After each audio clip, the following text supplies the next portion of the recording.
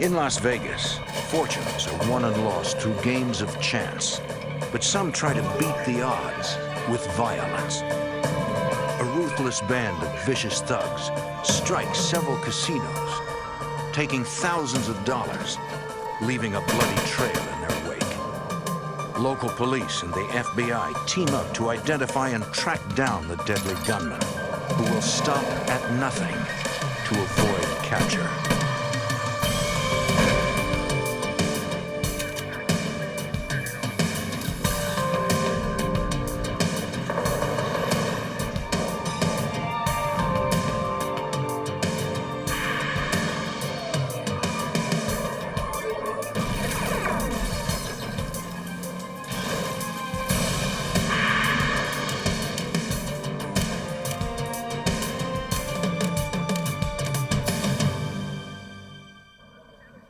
The kind of story that Hollywood films are made of.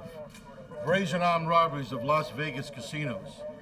But this was no movie. I'm Jim Kallstrom, former head of the FBI's New York office. They were a gang of criminal masterminds. They carried automatic weapons and were not afraid to use them. With each and every new heist, they became bolder and more deadly, until the FBI stepped in, determined to end their violent rampage.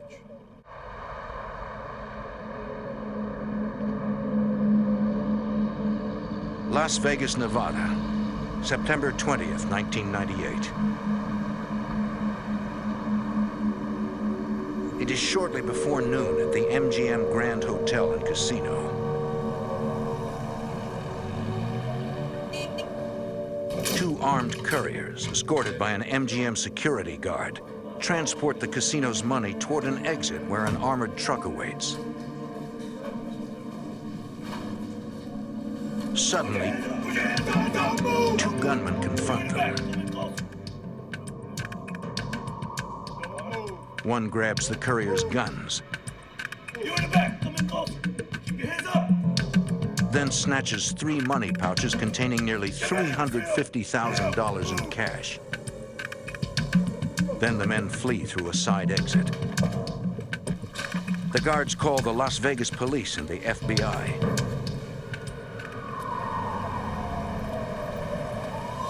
Detectives and agents respond to the casino and interview the guards, who give investigators a rough description of their assailants. Any kind of logo on the jacket? Not that I saw. Okay. It was two Latinos. I'm pretty sure it was Latinos. What kind of guns were they? They were not The robbers left no physical evidence at the scene. Right. 2 semi-automatic weapons. Right. They were standing like right here, I guess. The MGM, like all Las Vegas casinos, has a vast network of security cameras. FBI agents review video of the crime.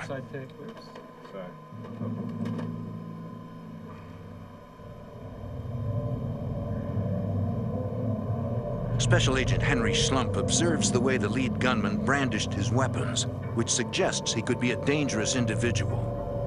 Seeing a subject commit a robbery with a gun in each hand is not typical. That would be a rare occurrence, and I think it would portend the violence that the subject was capable of. We got two-fisted gunslinger. Okay, can you give me the outside tape?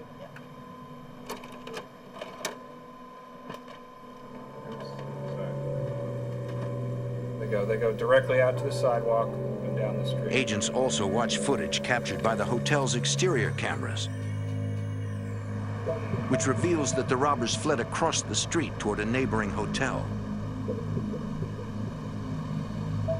Investigators go to the Hotel San Remo and review surveillance video from their exterior cameras. They see the robbers get into a pickup truck driven by a third man. Stop. But the video cannot provide a viable lead, according to FBI Special Agent Castle Nishimoto. The quality of the film wasn't as such that we could make out exactly the numbers on the plates. We had a few partials on the numbers, but we couldn't see the whole plate. We could only read the first 3 numbers, but we couldn't get the 3 alphabet letters after that.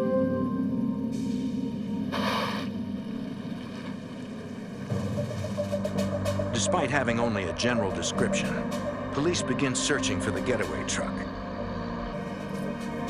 However, they are unable to immediately find it.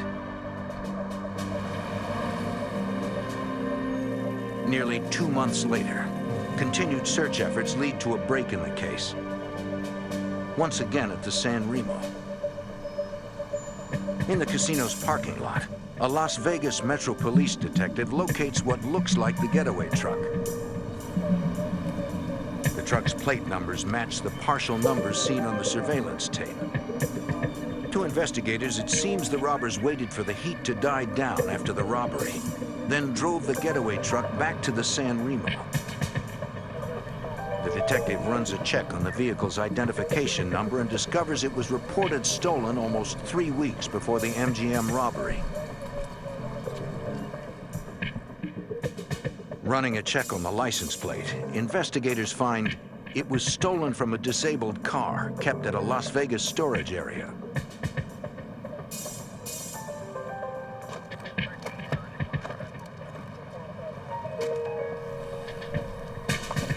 Can I help you? Yes, sir.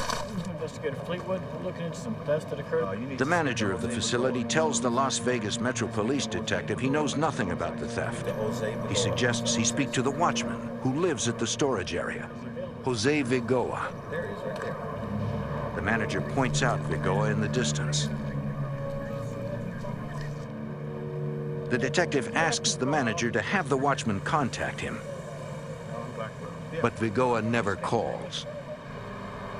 Months pass, and the investigation runs out of leads.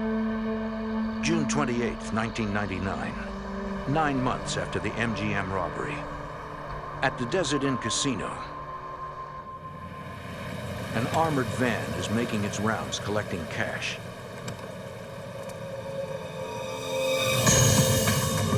Two gunmen confront the guards. The guard inside the van is hit in the arm. His partner returns fire, but is hit 3 times in the leg. Through their training, the guards know to aim for the chest. Their bullets slam into the gunman, but the shots fail to stop them.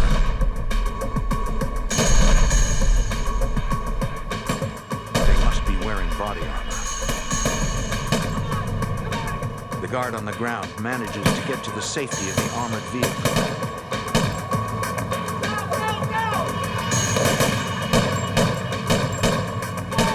The van's driver heads to a nearby hospital. Both guards survive the gun battle. Within minutes, Las Vegas police and the FBI converge at the Desert Inn. A casino employee tells investigators she saw the gunman flee the scene in a light-colored SUV, and police put out an alert. FBI Special Agent Richard Beasley studies the crime scene. My initial impression was that it was a very bold attempt to take an armored car. These guys weren't afraid to use the firepower that they had with them. There was a number of brass casings in one area and a number of brass casings in the other area where the armored car guards had shot their rounds. Agents believe that the gunmen who committed this attack were not the same ones who held up the MGM. The MO was not the same. In the investigators' experience, criminals rarely change their MO if it has worked in the past. FBI Special Agent Brett Shields. They were successful at MGM indoors, waiting for the guards indoor. The Desert Inn is outdoors, like they're trying to get the whole truck.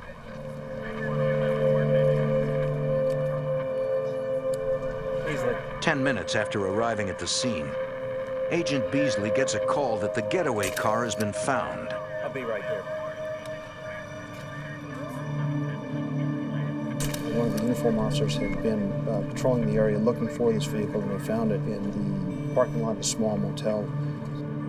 We looked inside and we could see shell casings on the floor, and there was a .45 caliber shell casing on one of the running boards. investigators also find an empty water bottle inside the vehicle. It is preserved in the hopes of recovering DNA evidence from it. Nearby, agents interview a man who says he saw the men who were driving the SUV. There was a witness there that had been walking his dog that had witnessed the exchange of the vehicle.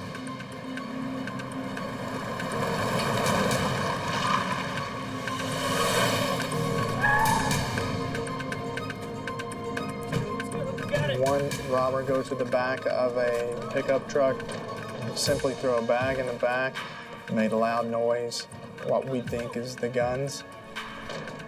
The other two jump into the front of this pickup truck. Let's go, man. Let's go. What's the matter? The key. The key doesn't work, man. Go back. They were having difficulties actually getting the vehicle started. The witness then saw the two men frantically working on the steering column. What do you mean the key doesn't work? Working. What do you mean? Figure it out. Come on, hotwire something. He didn't know whether they were messing with it to hotwire it or what. Finally, the pickup roared to life and the men took off.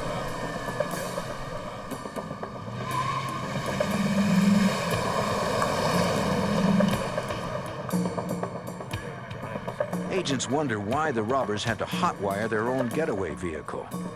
Presumably, they had placed the truck there ahead of time. So why didn't they have the keys? That was strange to us. We couldn't understand why that would have taken place. Then agents notice a pickup of the same make and model parked nearby. We thought maybe because there were two vehicles that were very similar, parked close together, they had jumped into the other vehicle, and of course their keys don't work, so they had to hotwire it.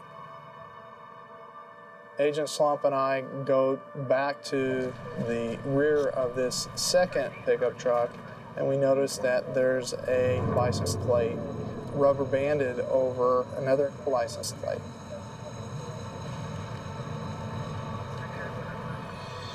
The FBI runs the vehicle identification number on the pickup and discovers that it belongs to an ex-con named Pedro Duarte. The crime scene investigator finds fingerprints on the top license plate. Investigators run the prints and discover they belong to Duarte. This suggests that Duarte rubber-banded the stolen plate to his own pickup. At the request of FBI agents, the witness agrees to describe the three men he saw to a police artist. Investigators hope that composite sketches will aid in identifying suspects. The next day, investigators travel to Pedro Duarte's house to ask him about his truck. So I had the composite with me, and when we go to knock on the door and Pedro Duarte comes to the door, it's like, holy cow. Duarte bears a close resemblance to the man in the sketch. Mind if we come in and talk to you for a moment? Sure.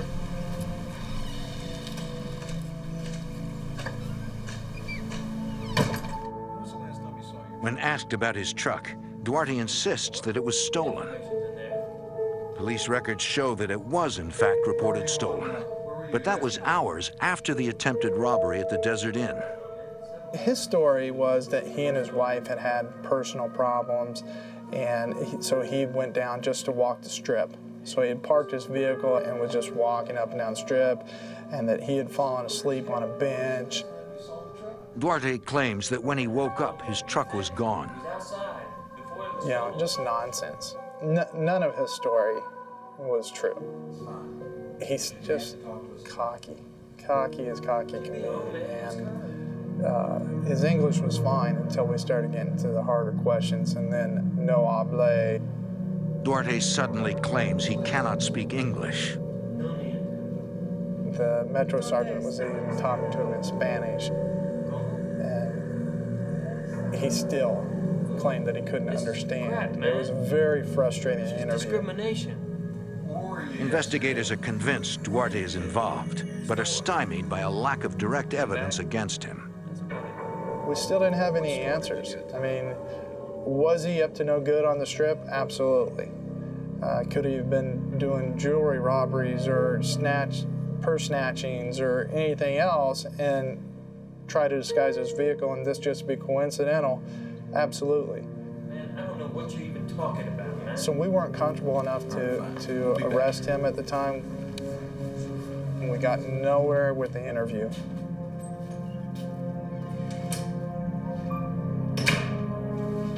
Hoping to get a positive identification on Duarte, Agent Shields shows a photo lineup to the only witness who has seen the faces of the Desert Inn robbers. I can't tell. And our witness did not pick him out of a photo lineup. So we had to go back to other means, trying to identify his associates, his money trail. Just kind of a full blitz on Duarte at that point.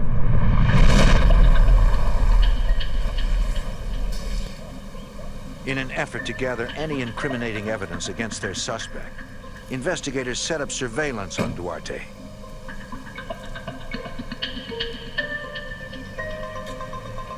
But after weeks of watching, they come up with nothing.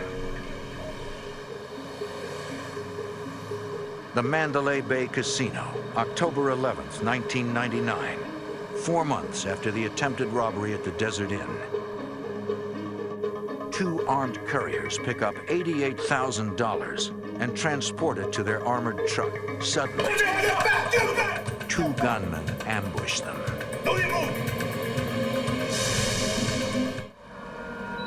In the fall of 1998, 2 gunmen execute a brazen robbery inside Las Vegas's MGM Grand Casino, taking almost $350,000. Now, a year later, couriers collecting money at the Mandalay Bay Casino are under attack.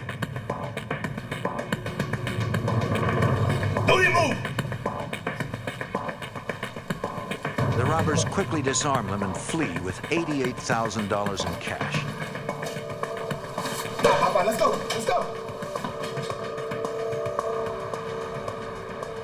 At the FBI's Las Vegas field office, agents review the surveillance video of the robbery.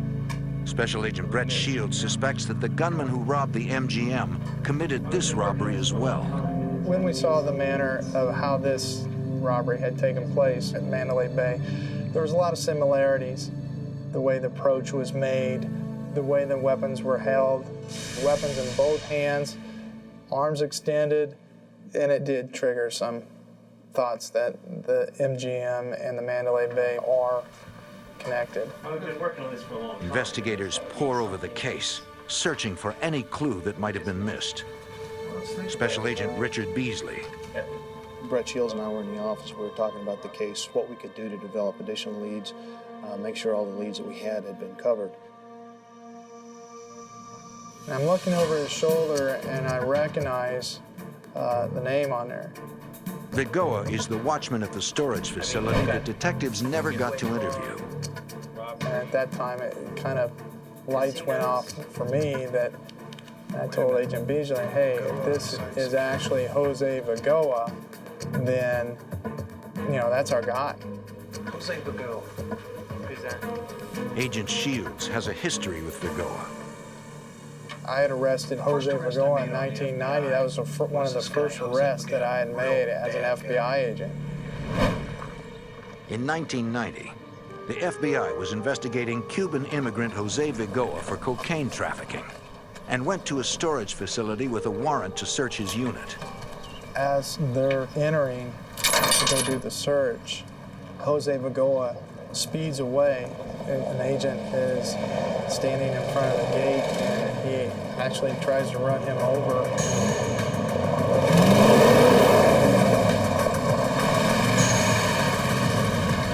That's his personality, you know, that's just the type of person that he is, that he's not going to be taken by the police without a fight, and no respect for life or anybody but himself.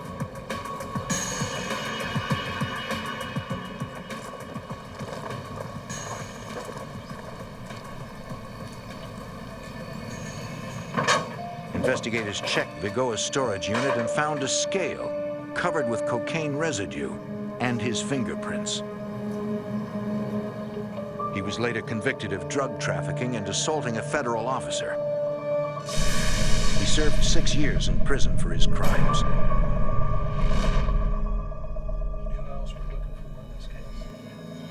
Shields remembers that Pedro Duarte was questioned in connection to the recent Desert Inn shootings.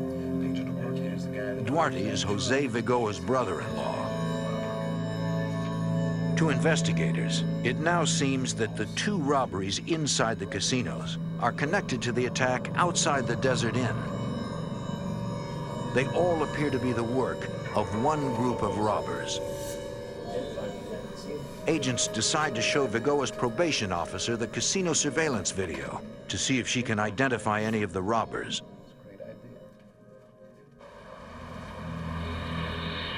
The next day at the FBI office, Vigoa's probation officer watches surveillance tapes of both the MGM and Mandalay Bay robberies. She says one of the gunmen resembles Vigoa, but can't make a positive ID. Disappointed but undeterred, agents put Vigoa under surveillance.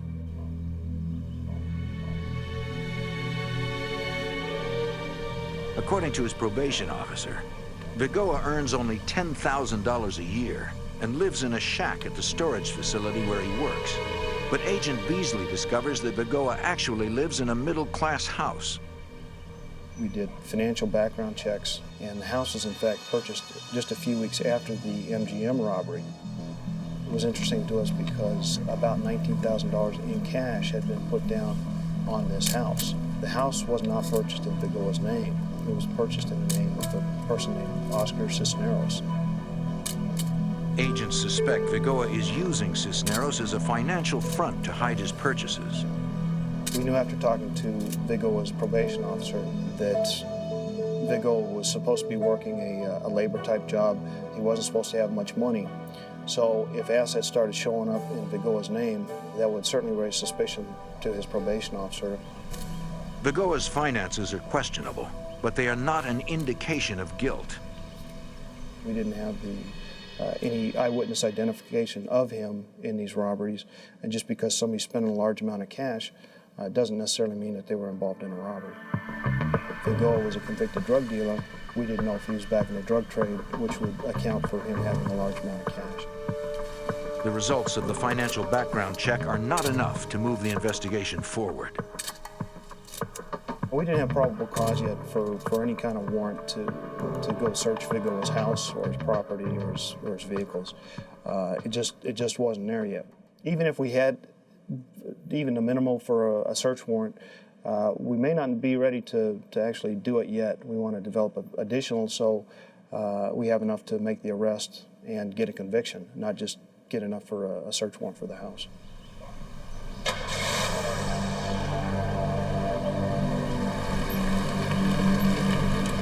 Agents continue to watch Vigoa.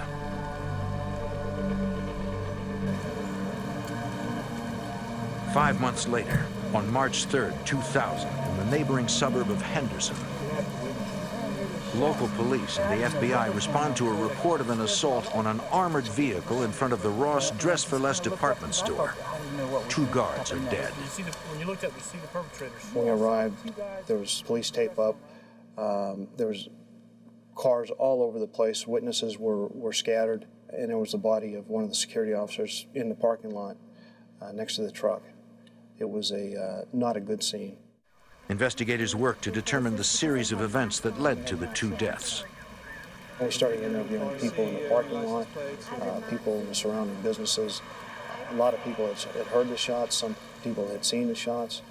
Some people had seen the vehicle driving away. Everybody had a small piece to the puzzle that we were trying to put together. According to witnesses, around 11:15 a.m., an armored van parked in front of the department store.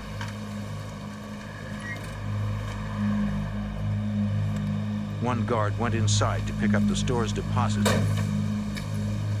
passing between 2 minivans which witnesses reported seeing parked there since early that morning.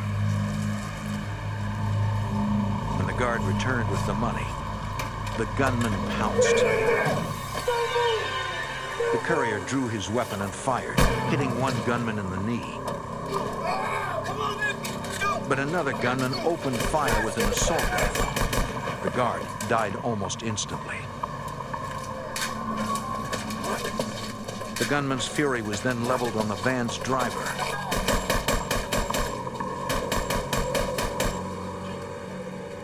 The lead gunman grabbed the money bags. All three men made their escape in what witnesses described as a beige sedan. Their total take was less than $5,000. The amount of violence used in that crime was just incredible. The number of rounds that were fired and the brutal cold-bloodedness that these security officers were killed was just uncalled for. The details of the attack lead agents to believe this robbery was perpetrated by the same group they are currently investigating. The lying in wait, the attempt on the armored car, the high-power weapons, the shots fired, it all matched with the Desert Inn attempt. A crime scene technician processes the minivans used by the robbers, but he is unable to recover any evidence that could help identify them.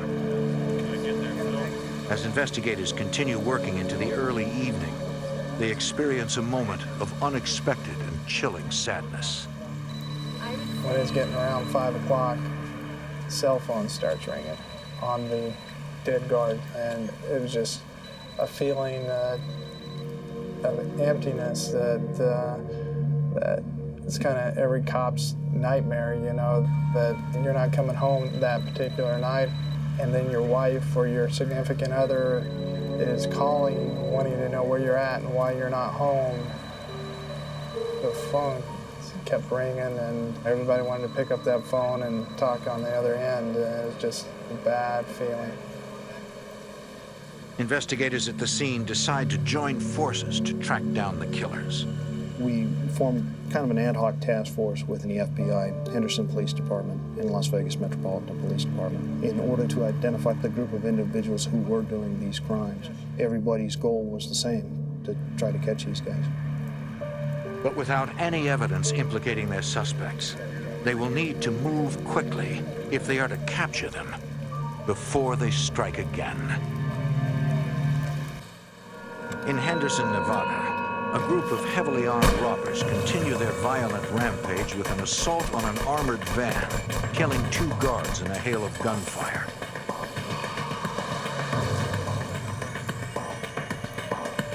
A few hours after the attack, police locate the robbers' abandoned getaway car in a parking lot. FBI Special Agent Henry Schlumpf investigates. We got there, we could see there was blood in the driver's seat of the vehicle. Witnesses to the robbery had reported that one of the gunmen had been shot. A crime scene technician collects the blood as it may become valuable later as DNA evidence. Agents run the plates on the getaway car and the vans left by the killers at the scene of the robbery and find that they were all stolen from a rental car lot. The task force is unable to definitively identify suspects in the robbery, but they are confident it is connected to a string of similar heists over the past 18 months. Those crimes have been tied circumstantially to ex-cons Jose Vigoa and Pedro Duarte, Vigoa's brother-in-law. But without any hard evidence implicating the pair, the investigation stalls. June 3rd, 2000, 3 months after the Ross killings, the Bellagio Hotel and Casino. It's shortly after 6 a.m. Casino employees are counting money in the main cashier's cage. There's a robbery!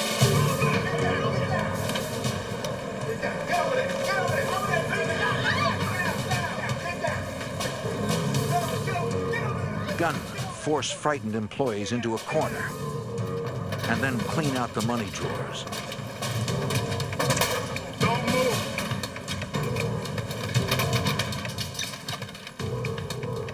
The robbers take over $144,000 in cash.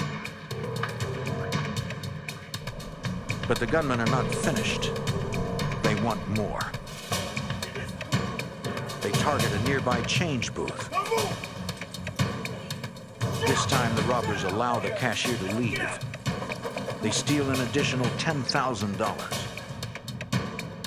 The security guard notices the fleeing cashier on a surveillance camera and zooms in for a closer look. This is Zeke from the security room. We have a problem. The guard alerts outside security as he watches the robbers flee the building through an emergency exit.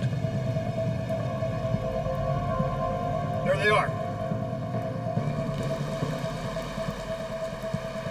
The robbers jump into their getaway van and speed off with more than $150,000. They are unaware that Bellagio guards in an unmarked van are following them and alerting police. However, once the robbers realize they're being followed, they react with violence. One bullet strikes the security van's tire, ending the pursuit.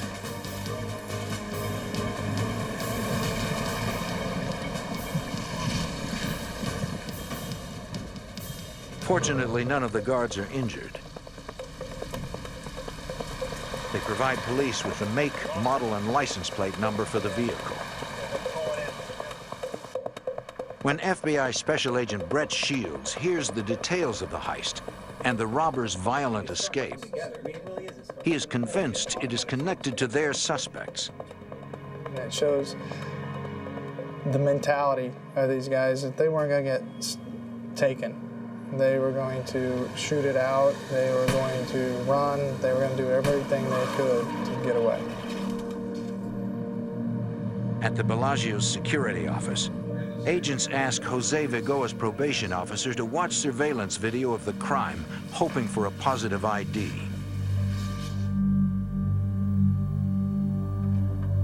We showed the video, and she said, yeah, that was Jose Vigoa doing that robbery. Sure. I'd swear to it in court. This is the break agents need to bring in Vigoa. They obtain an arrest warrant, but they worry that this ruthless killer will not be taken down without a fight. In Las Vegas, the FBI has finally identified ex-con Jose Vigoa as the suspected leader of a violent band of robbers who has already killed 2 people.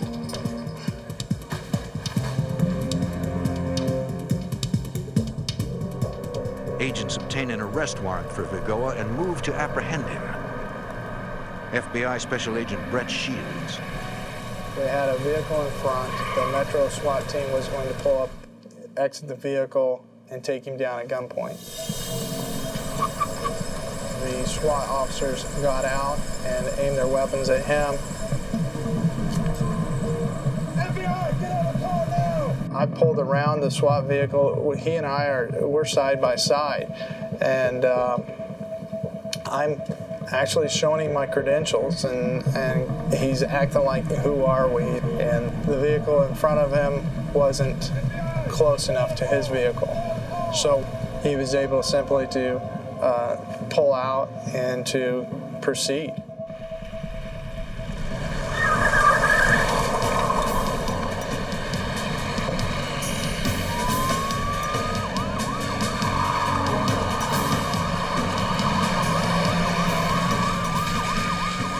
Chase is extremely dangerous, reaching speeds in excess of 100 miles per hour.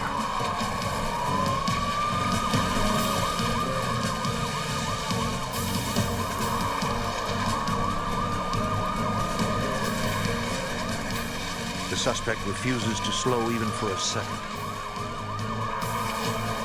After a few miles, Vigoa loses control of his vehicle and hits a tree. He exits the vehicle and flees. He's gone. He's jumping over fences. He's going. Las Vegas SWAT officers chase after Vigoa while Agent Shields inspects the wrecked vehicle. FBI, get out of the car! To his surprise, he finds Vigoa's wife in the passenger seat.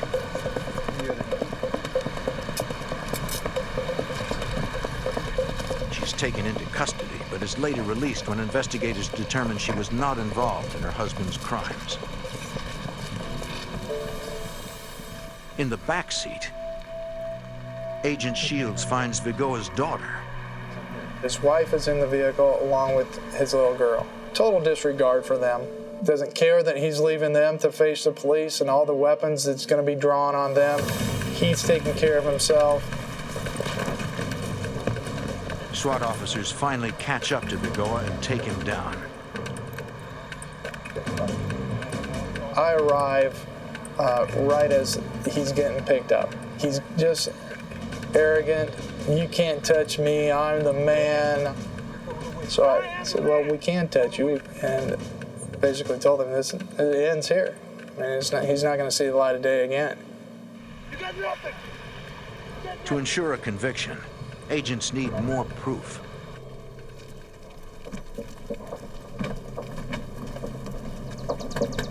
Police, open up! It's the police, open the door! Armed with a search warrant, they enter Vigoa's house and find nearly $100,000 in cash, but no evidence directly connecting him to any of the robberies. With Vigoa in custody, FBI Special Agent Richard Beasley moves in on Oscar Cisneros, Vigoa's financial frontman. We needed to talk with Cisneros about the assets that were in his name being used by Vigoa. We identified ourselves and told him that Jose Vigoa had just been arrested for the Bellagio robbery and that we needed to talk with him about his relationship with Vigoa and these robberies that have been happening in Las Vegas. I told him that we also wanted to search his house, and Oscar said, that's fine, I'll talk with you and you can search my house. Good, thanks. So right there on the hood of my car, he executed a consent to search form, which gave us his permission to search his house. Yeah, you can go ahead and come on in. Investigators search while Agent Beasley and a Henderson detective question Cisneros. Appreciate you bringing us in here.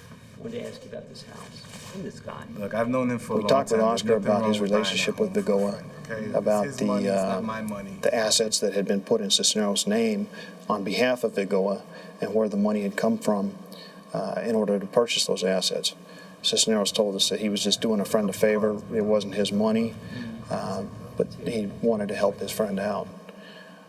We asked him if he had any contact with Vigoa in the last several weeks. He said, yeah, Vigoa brought over some money a few days ago. He didn't know where the money was from, didn't know how much it was, and it was kind of in repayment for him being a good friend to put these assets in his name. Agent Beasley pressures him, but Cisneros says he knows nothing about any crimes. Again, he was very calm, collected. He claimed not to know anything about anything. He was just trying to work hard and pay his bills and support his family and just live a normal life. In the bedroom, investigators find a box full of cash. Suspicious, but not incriminating. A lot of hundreds, 50s, 5s, 10s. So, where did you get this from?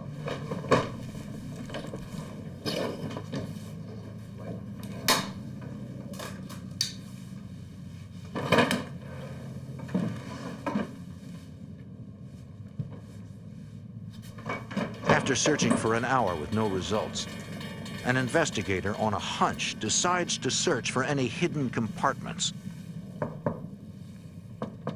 I've got something here.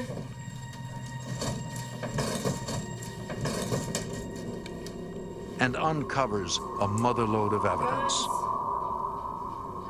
Ammunition, body armor.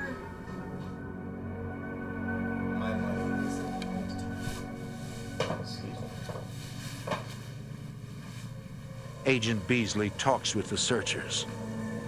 And they said, Rich, we found it. We found a secret compartment in his closet. Appears to have everything in it that's going to be what we've been looking for. The agent needs to know if the items in the closet were used in the robberies.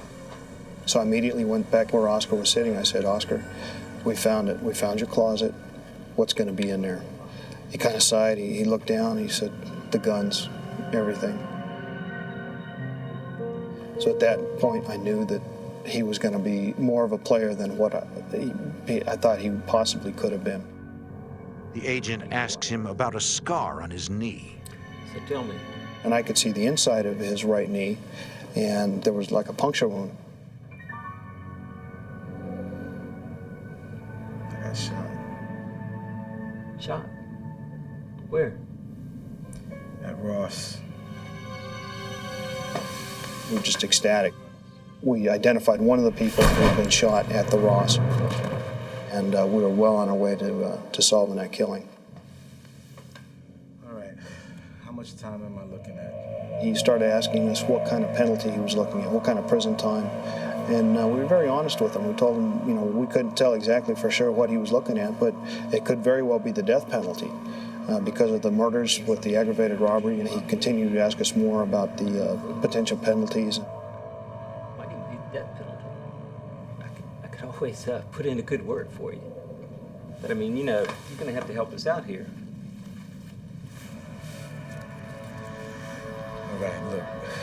Eventually he confessed to the Ross killings, the Desert Inn attempted armored car robbery, the MGM robbery, the Mandalay Bay robbery, the Bellagio robbery.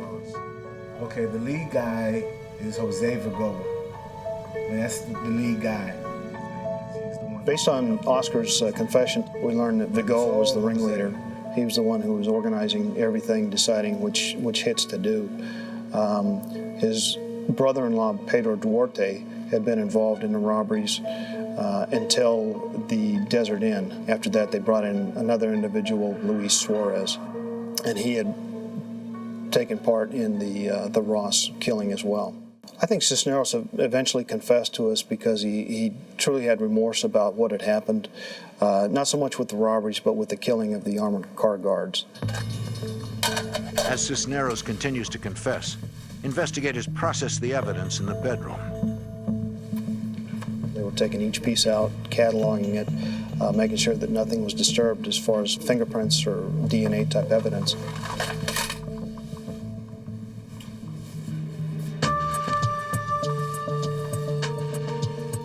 Toward the end of the search, they'd found what appeared to be pipe bombs in there.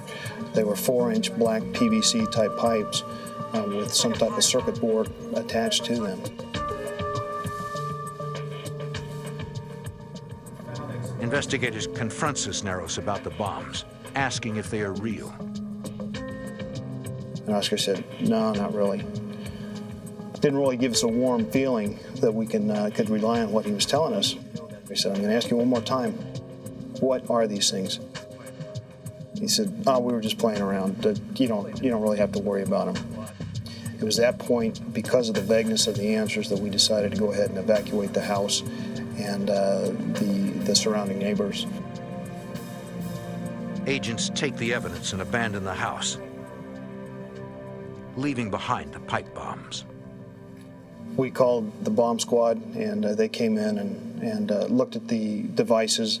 They couldn't x-ray them because they were black PVC, and so they made the decision to go ahead and just explode them right there in the bedroom. Based on Cisneros' confession, investigators arrest Pedro Duarte for being the getaway driver at the Desert Inn. Pedro Duarte, warrant for your arrest. Turn off this wall.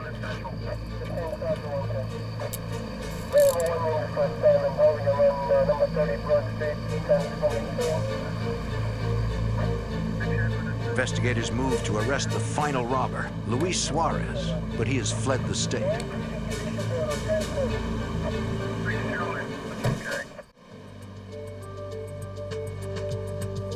Ballistics experts test the weapons found at Cisneros' house and match them to bullets and shell casings from the Ross killings and the Desert Inn shooting.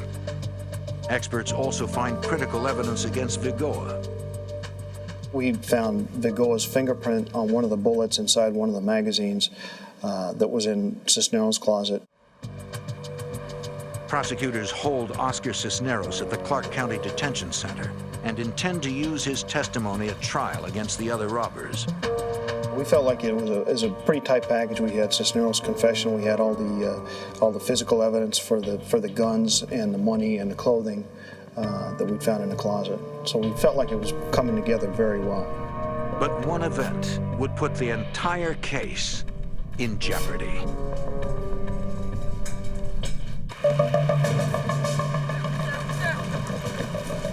In Las Vegas, investigators have arrested 3 men connected to a violent robbery group. The leader, Jose Vigoa, his brother-in-law, Pedro Duarte, and Oscar Cisneros, who confessed everything to federal agents and implicated a 4th man, Luis Suarez, in the robberies. But on October 7th, 2000, the case weakens when Cisneros hangs himself in his cell. FBI Special Agent Richard Beasley. We learned later from the officers who investigated the suicide at the detention center that Vigoa had been sending messages up to Cisneros to do the right thing. I think that Cisneros didn't want to put his family through any more problems, and he just didn't want to deal with it, so he took the easy way out and killed himself. When Cisneros dies, his confession dies with him, since it would be inadmissible in court. The prosecution team turns to forensic science to tie the other robbers to the crime. DNA evidence from the recovered water bottle and ski masks links Vigoa, Duarte, and Suarez to the crimes. The blood evidence recovered belonged to the now deceased Cisneros.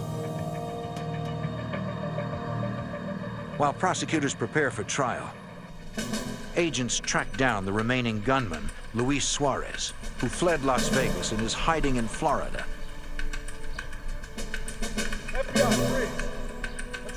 FBI Special Agent Brett Shields. We went down to Florida, discredited all his alibis, and then he was ultimately arrested for this crime.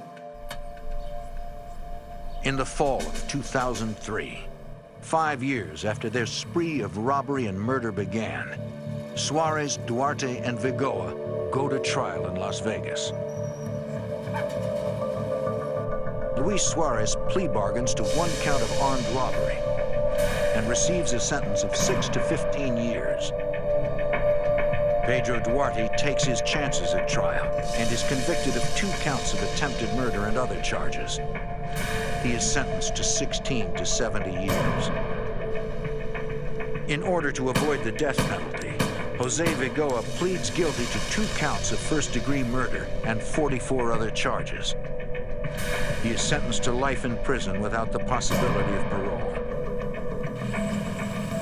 It took the combined efforts of 3 law enforcement agencies to bring this vicious gang of robbers to justice. This case was solved not by the FBI, but by the cooperation between the FBI, Henderson Police Department, and Las Vegas Metropolitan Police Department. It was just a great feeling to be able to wrap up a case like this.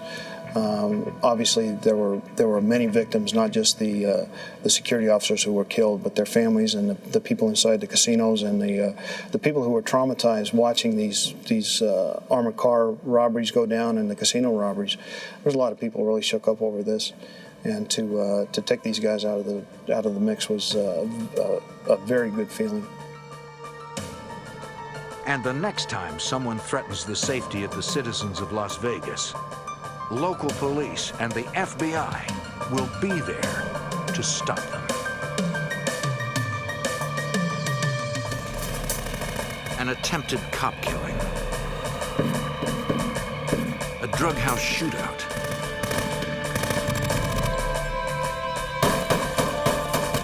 and a violent bank robbery.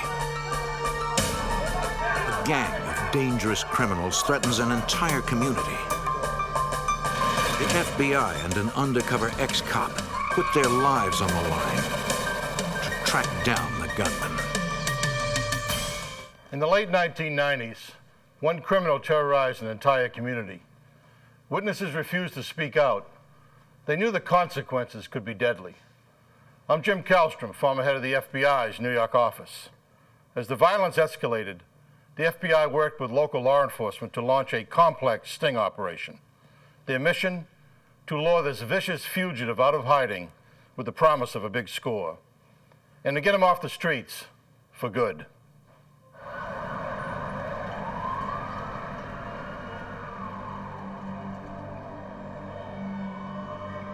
Camden, New Jersey, located just across the river from Philadelphia. It is one of the poorest, most crime-ridden cities in America. On February 12, 1997, Officer Stephen Leone patrols the street. It's 4:20 a.m.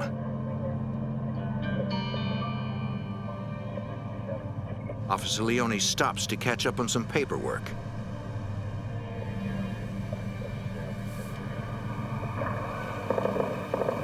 I heard a massive amount of gunfire coming from the east side of Camden. Gunfire in excess of 50 rounds. Well, it's not unusual to hear gunfire in Camden, so it's a commonplace thing. And I try to locate a general area before I put out a call for assistance, so we didn't have cops running all over the place. Officer Leone drives toward the area of the gunshots. The streets are deserted until a suspicious car appears. Officer Leone pulls in behind the car.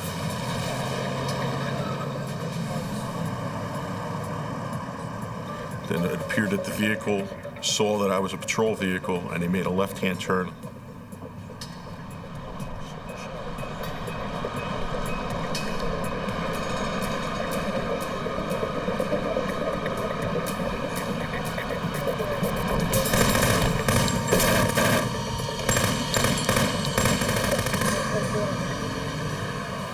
I went down on the seat,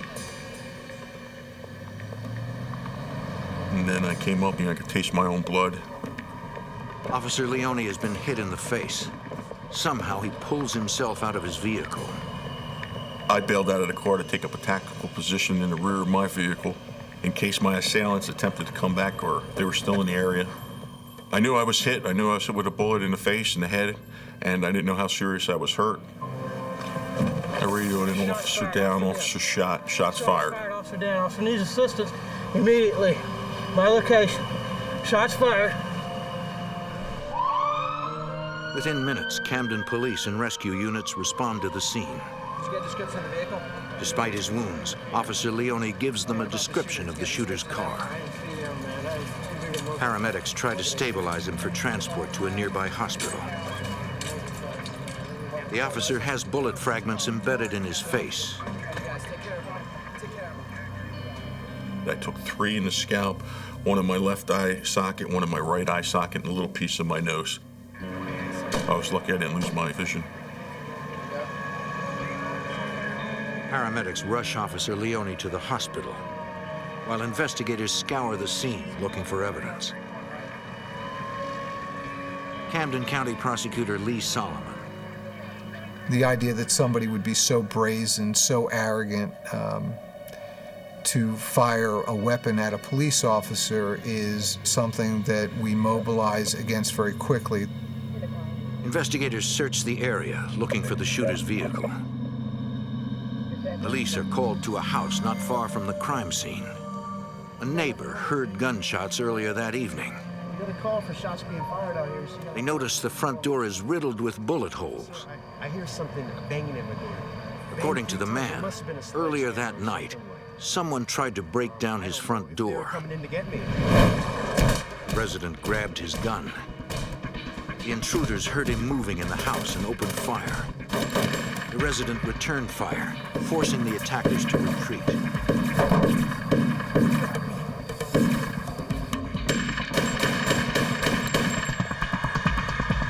Police believe the attack was what they refer to as a ninja-style robbery, where masked gunmen invade a house to steal drugs or money.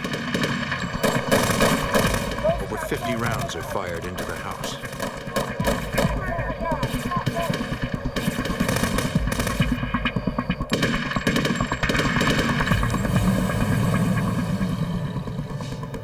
one of the bullets passed through a wall, a refrigerator, the rear wall of the residence, and the projectile was never found. Another went through a ceiling, floor ceiling, through the roof. Again, the projectile was never found. These were high-powered weapons, and so there was cause for concern.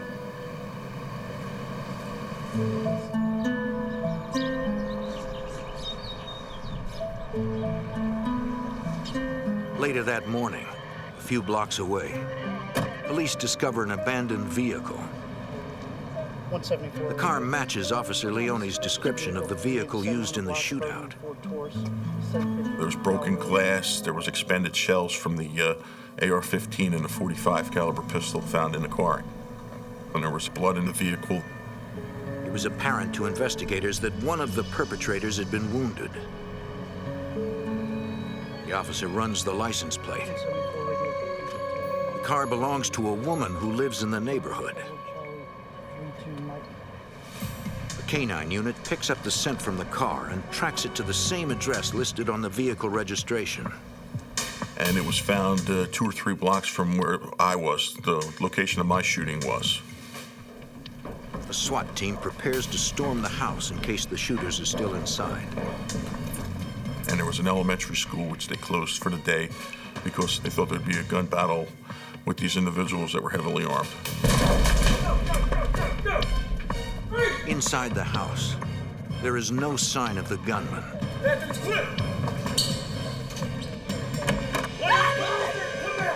Instead, the SWAT team finds a woman who police discover is the owner of the vehicle. Who do you think you are?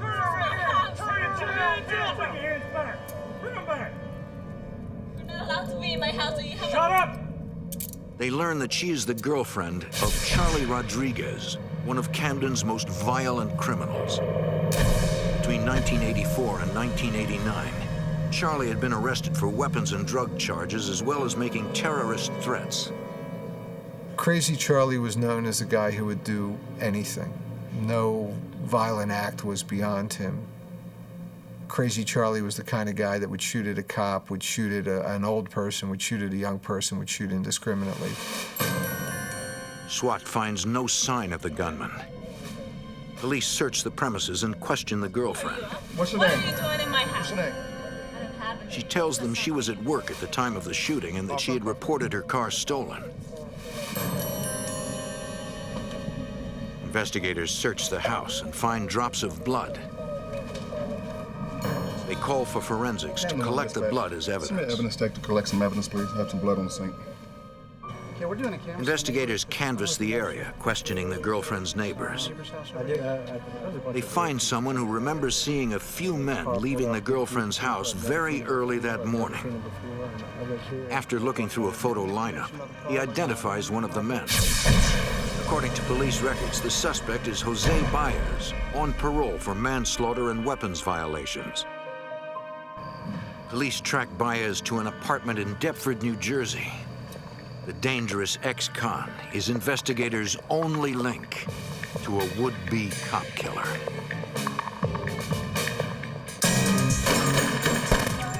A violent rampage in Camden, New Jersey results in the shooting of a police officer. Evidence leads investigators to Jose Baez, an ex-con they believe was involved in the shooting. Baez is quickly taken into custody. Turn around. Investigators notice the suspect has a wound on one of his hands. By yourself? He recently sustained some type of bullet wound to his hand that he tried to sew up using thread himself. Police arrest Baez for parole violations and take a sample of his blood for DNA testing. In the lab, Baez's blood is compared to evidence gathered in the Leone shooting. And they were able to match the blood from him to the blood found on the scene, in the vehicle and at the house. Investigators now have proof that Baez was in the car at the time Officer Leone was shot. But they don't have evidence to suggest that he actually pulled the trigger. At first, Baez refuses to talk to authorities. But after 2 weeks in custody, he asks to meet with the investigators. Jose, you already been read your rights, so I have to go over that with you. I'm an investigator with Camden County, and I'm trying to figure out information about the shooting. Baez finally agrees to talk, but only if police take steps to protect his family. He says that Charlie Rodriguez, Crazy Charlie, was involved in the ninja robbery as well as the Leone shooting. I believe that Baez ultimately cooperated because Charlie had threatened his family. And out of fear that something might happen, he had cooperated. The Camden County Prosecutor's Office obtains a warrant on Charlie Rodriguez for the attempted murder of a police officer. They also offer a $1,000 reward for information leading to his arrest.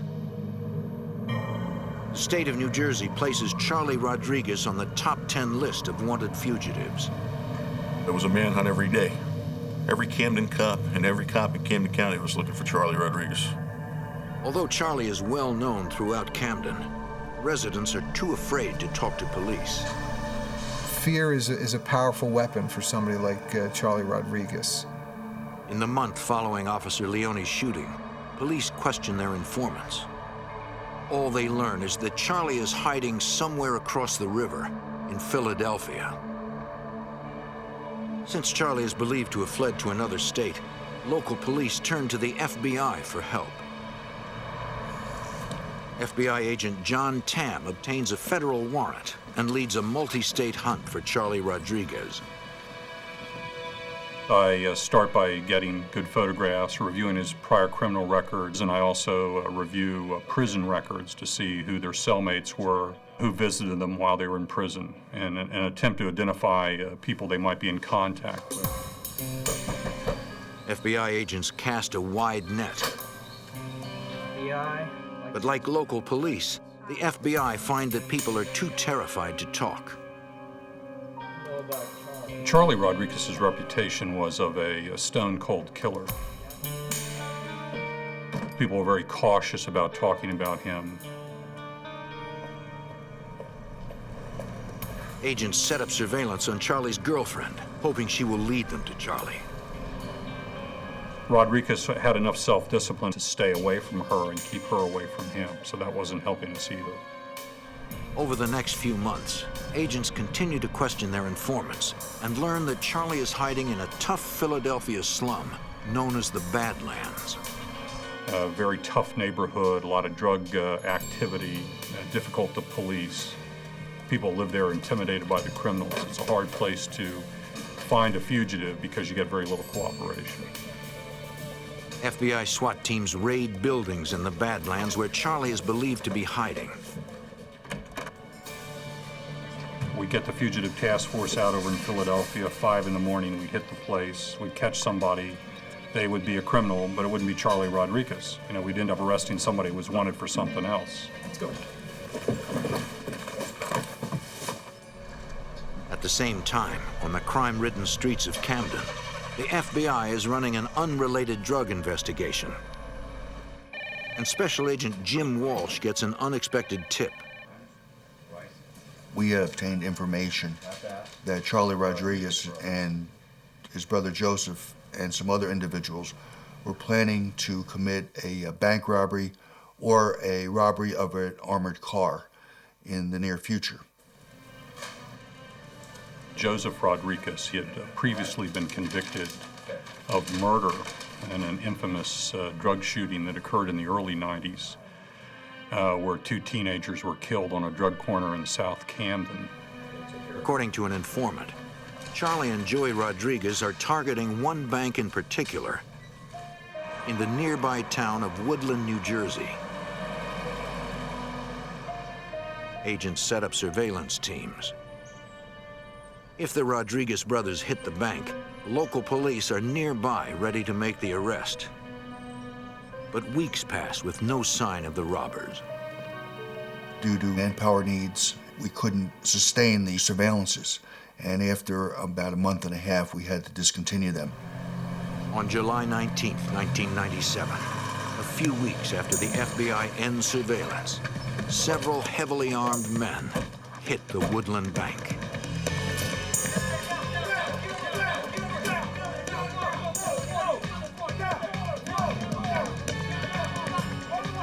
teller is too frightened to move.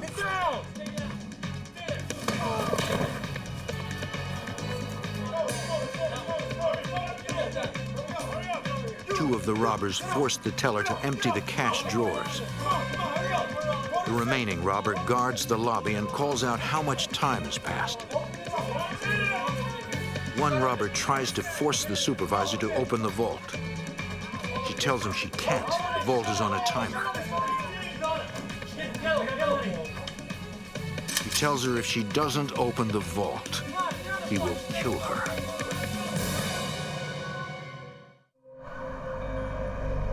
In New Jersey, the shooting of a Camden police officer launches an FBI manhunt for a violent ex-con named Charlie Rodriguez.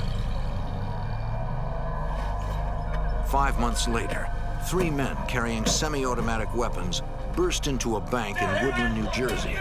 The bank supervisor can't open the vault. It's on a timer.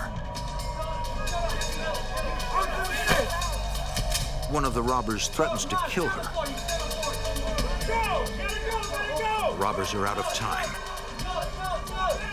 They have to leave before police arrive.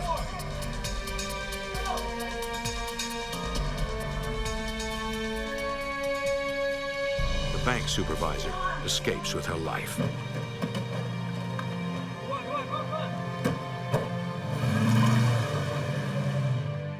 FBI agents John Tam and Jim Walsh investigate the robbery. The customers and the bank employees are terrified. Special Agent Jim Walsh. All the individuals were upset. One woman had to be taken to the hospital. She was so scared she suffered a minor heart attack. Can you describe any one of them at all? Because the violent nature of the bank robbery. I knew immediately that it was Charlie Rodriguez and his brother.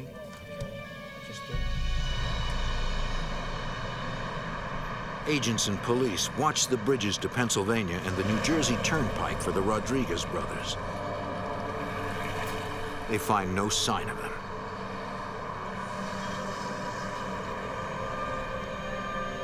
At the FBI office in Cherry Hill, New Jersey, Agents Walsh and Tam study surveillance photos and footage from the bank's security cameras, looking for clues. Special Agent John Tam. We got a good look at the weapons they were carrying, which were semi-automatic rifles, what is known as an AR-15. It's a very dangerous weapon because standard law enforcement body armor will not stop that round.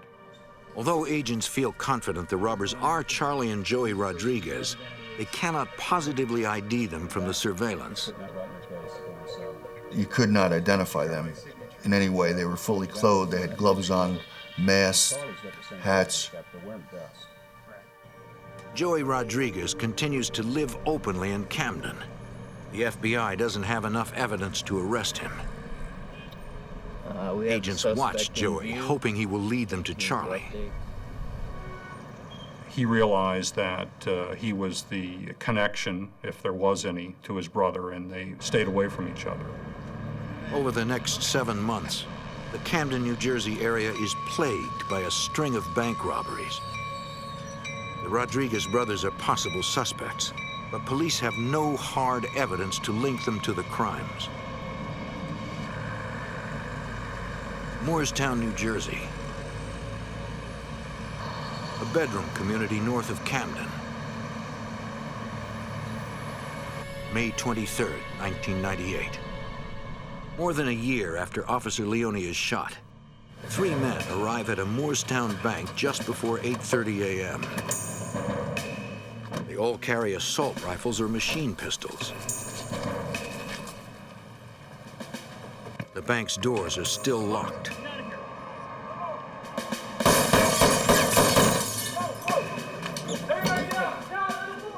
The robbers have lost precious time. They realize a bank employee has probably triggered the silent alarm. 2 of the robbers force tellers to empty the cash drawers. A 3rd gunman guards the lobby and calls out how much time has gone by. The robbers are tense. They decide the tellers are moving too slowly.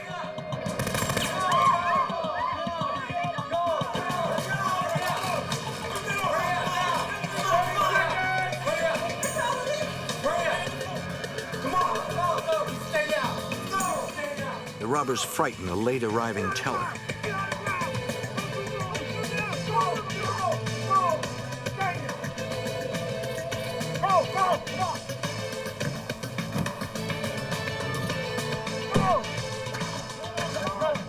The getaway car won't start. The robbers panic. They threaten the teller, demanding her car keys.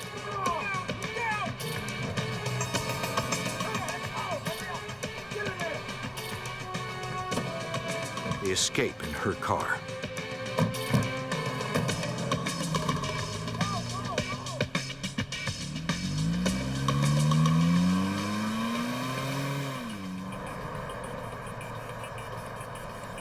Based on the robbers' MO, Agents Tam and Walsh decide that it was probably the Rodriguez brothers.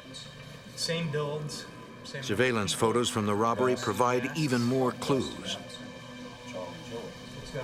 The weapons, masks, and even some of the clothing look identical to those used in the Woodland Bank robbery. The pictures prove that they were, in fact, similar type clothing worn. But the two agents lack enough evidence to charge either Rodriguez brother with bank robbery. The gang's MO seems to be evolving. With each robbery, they are becoming more dangerous. The violence of this group was escalating. Eventually, somebody was going to be killed. Either a bank employee, a customer, or a police officer responding to a report of a bank robbery. There's no question somebody was going to be killed. Agents Tam and Walsh meet with the local law enforcement agencies in the cities and towns in the Camden, New Jersey area, advising them of the gang's MO.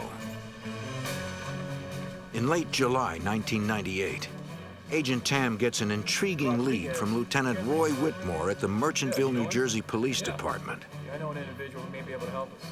I know a gentleman. He said, I have an individual who grew up with Rodriguez and who knows his brother fairly well, who might be willing to locate Crazy Charlie Rodriguez. A year and a half into the investigation, the FBI has the potential to develop an informant with access to information about Charlie Rodriguez. It was the biggest break possible because we had been looking essentially in the blind for somebody to cooperate with us and give Charlie Rodriguez up. Lieutenant Whitmore arranged for me to meet this person and formulate a way to draw Charlie Rodriguez out from wherever he was hiding in Philadelphia. The informant is a former police officer who was forced to resign due to a minor weapons infraction. Well, I found him to be intelligent, surprisingly articulate, considering that he was from a very tough urban environment. And I felt him to be honest and reliable. The ex-cop says he wants to stop Charlie before anyone else, especially a police officer, is shot or killed. We talked about his relationship with Joseph Rodriguez. The agents theorize that Joseph is somehow in contact with his brother so they can plan robberies. I suggested maybe he could find out something from Joseph as to if he ever saw his brother, was in contact with him, how he contacted him, and the frequency of the contact, because maybe we could take advantage of that to locate Charlie Rodriguez. Agents Tam and Walsh develop a plan to use their informant to lure Charlie out of hiding. They know that the ex-cop used to sell guns. He had worked for a firearms dealer, and that was known on the street in South Camden. But now the ex-cop is legally barred from owning or selling firearms. The agents decide to use the informant's background to help establish his cover. He would go to Joseph Rodriguez and ask him if he was interested in buying a handgun. We felt this would be a good introduction that he wanted to now enter the criminal element. I knew that that would interest Charlie Rodriguez because of his violent criminal nature. Criminals are always interested in acquiring new weapons. They can get rid of whatever weapon they've used before and move on to another one not connected with their prior crimes. The ex-cop agrees to approach Joey at a family gathering a few days later. At first, Joey is wary. Joseph knew that he had been a police officer and that he had been let go from the department, and he used this as an introduction. I was wrongly fired, they screwed me over, and heck with law enforcement. Let's go join the party. A few days later, Joey contacts the ex-cop and arranges a meeting. He said, yeah, I talked to Charlie about it, and Charlie's interested in buying the handgun. Not long at all. I'll call you. So we knew we were making progress, and we knew that Charlie Rodriguez was nearby.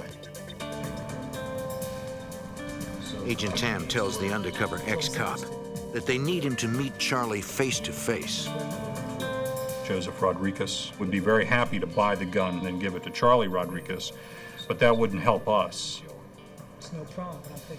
So I emphasized to him at that point that he was going to have to hand deliver the weapon to Charlie Rodriguez, where we could arrest him. The FBI has no intention of actually delivering a working gun to either Rodriguez brother.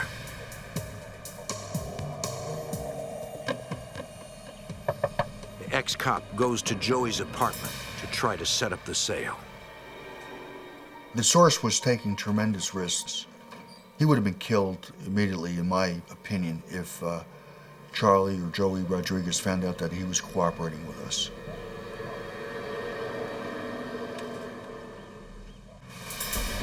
Camden, New Jersey, 1998. An ex-cop embarks on a dangerous undercover operation for the FBI. Charlie Rodriguez, also known as Crazy Charlie, is suspected of shooting a police officer and robbing banks. The ex-cop attempts to infiltrate Charlie's crew by offering to sell him guns. The undercover informant meets with Charlie's brother.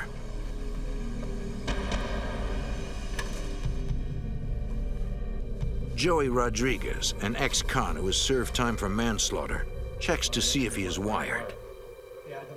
He did not wear a recording device or anything because we were afraid if that was found, he would be immediately killed. Slowly but surely, through a series of meetings, the ex-cop wins Joey's trust.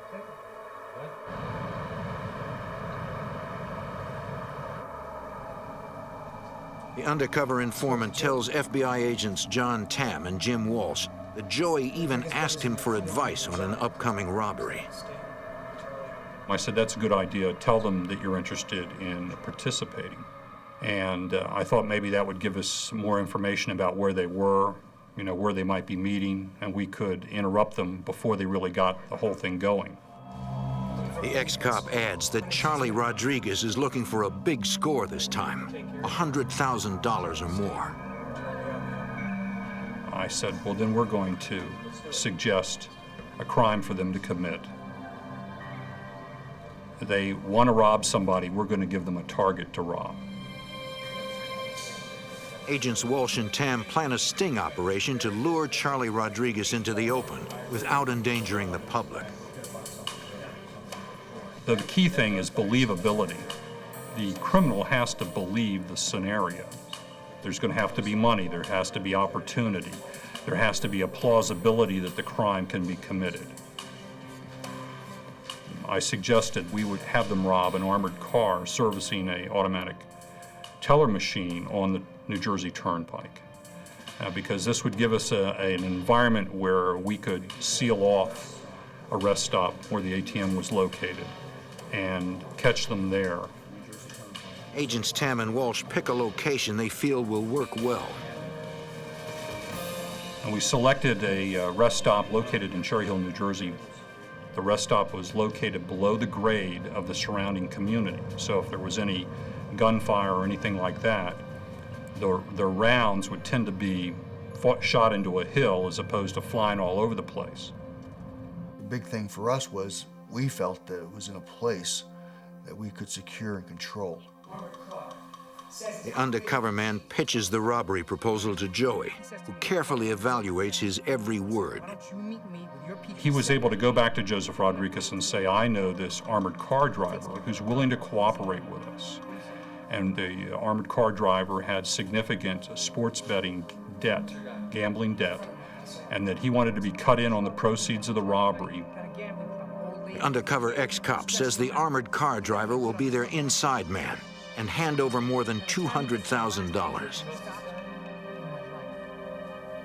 It may just come to that.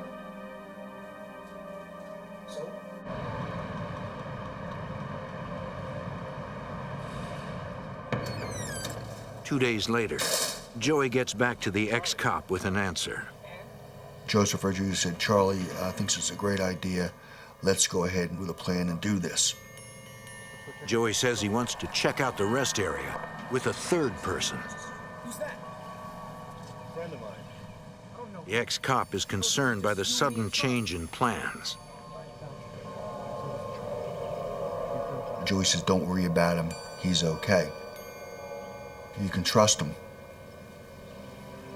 The newcomer's name is Jose Soto. Soto had an extensive and violent criminal record. He'd also been convicted of second-degree murder and was out on parole. And they drove to the rest stop and basically checked it out to see if they would be able to pull off this robbery. The rest area has a back service road. It will allow them to enter and leave the rest stop without ever going onto the turnpike. They knew they could get away and probably not be seen by anybody. The robbers liked everything about the location. And the FBI liked everything about the location because it was going to allow us to isolate them in an area where they could not escape and where the public generally would be protected from any sort of firearms activity, any sort of gunshots or anything that might occur. Joey drives around the rest stop, tracing the route the armored car will take as it approaches the ATM. Joseph Rodriguez was familiar with the location and comfortable with it. So rather than having the cooperator have to sell it to Charlie Rodriguez, Joseph Rodriguez sold it to him for us.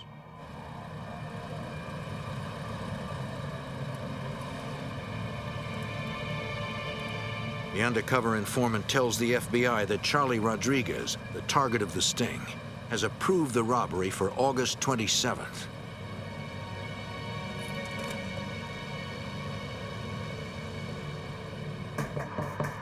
With the plan now in motion, the FBI approaches the agency responsible for the turnpike and the rest area, the New Jersey State Police. Agent Tam briefs Lieutenant Colonel Robert Dunlop. Dunlop's troopers will shut down the entire area and the turnpike to protect the public. We always have the news helicopters up in the air. Radio stations would have broadcasted that there was a backup on the turnpike. To make this thing work, we had to coordinate this where we would shut this rest area down just moments before our suspects arrived, so it wouldn't spook anyone. SWAT teams will be positioned at the turnpike entrances and inside buildings in the rest area. 3 days before the sting, Tam and Walsh meet with FBI and police SWAT leaders to go over the plan to capture the Rodriguez brothers and Soto. We knew they were going to be heavily armed, and we knew that at least in the case of Charles Rodriguez, they had a propensity to shoot people when confronted. The plan is to evacuate the rest area minutes before the Rodriguez gang arrives. The FBI's informant will park behind the rest area, but then walk to the front of the building to get out of the line of fire. Yeah, we're just talking about right now what we're going to be doing. The SWAT team will be hidden inside a delivery truck. For backup, snipers will be positioned on a rooftop. A tow truck would come down the access road driven by an FBI agent, and he was planning on pinning the car with the Rodriguez brothers in it at that location where they could not pull the car out. Once the gang is trapped, the SWAT team will make the arrest. The plan was a good one in the sense that if they had a lick of sense, they would surrender. August 27th, 1998. Agents and state police assemble at the rest area. Check, roger that. The trap is set. 5 in position. Check. Crazy Charlie is considered a very dangerous and unpredictable criminal. I think everyone that was involved in this operation knew that there was a great possibility that he wouldn't go down easy. As much as we planned, there was always the possibility that he would want to shoot it out.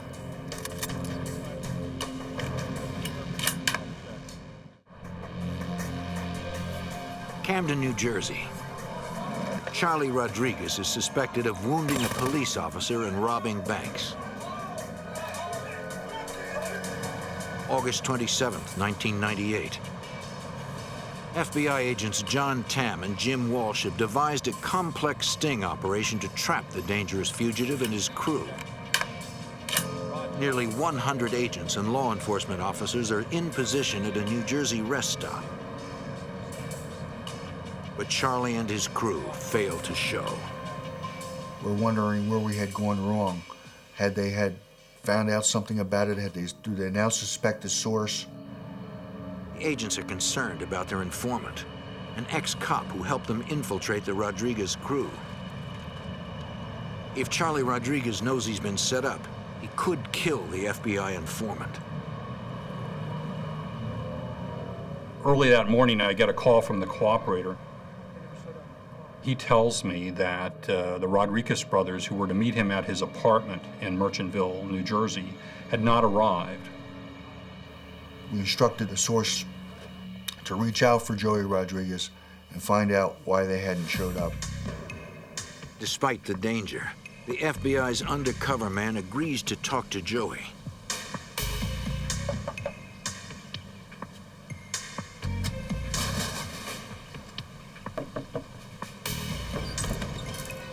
Where were you yesterday? Joey says that the day before, sheriffs came looking for one of the crew, Jose Soto.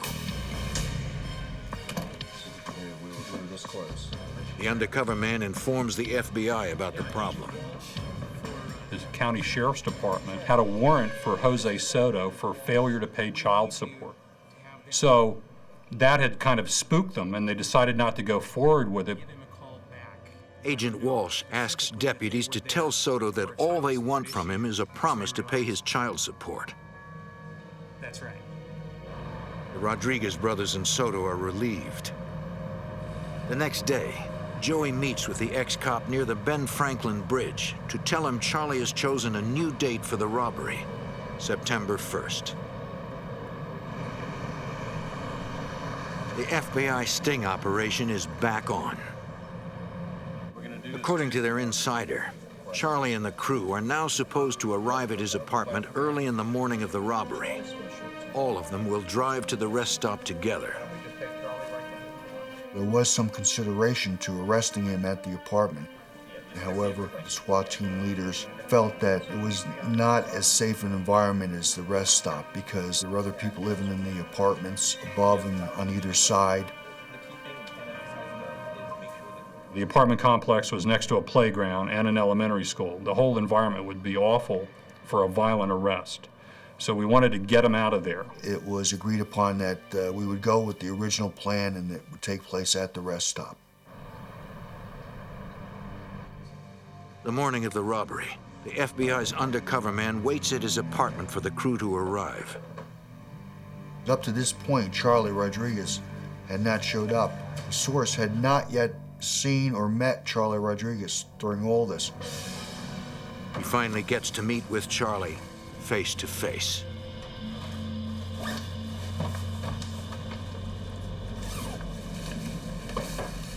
Charlie, it's good to finally see you. Can I get something to eat? What do you want? Donuts. Donuts. The source has an opportunity to go outside to get orange juice and donuts to bring back to them. He takes the opportunity to call Agent Tam.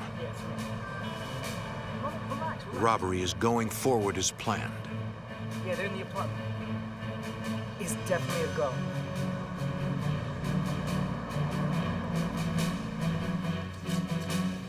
the apartment, the crew puts on bulletproof vests and checks their weapons.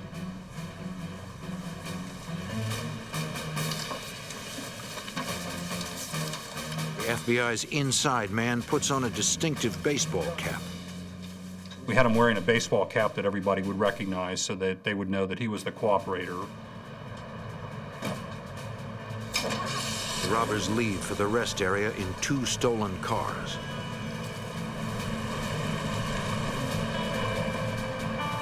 FBI surveillance keeps agents informed of the robbers' location so they can evacuate the rest area before they arrive. We shut down both the rest area and the turnpike within a 10 to 15 minute time period. The undercover man parks one of the stolen cars in a nearby neighborhood to use as a getaway car after the robbery.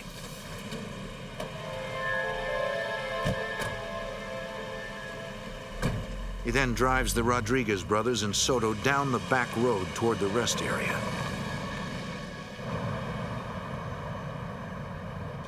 Already there, FBI agents prepare for the sting.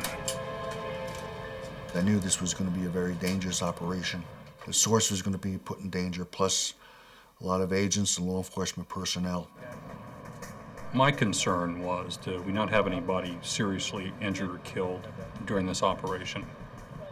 We're just trying to arrest these people with the least amount of injury to anyone. The FBI SWAT team waits inside a delivery truck.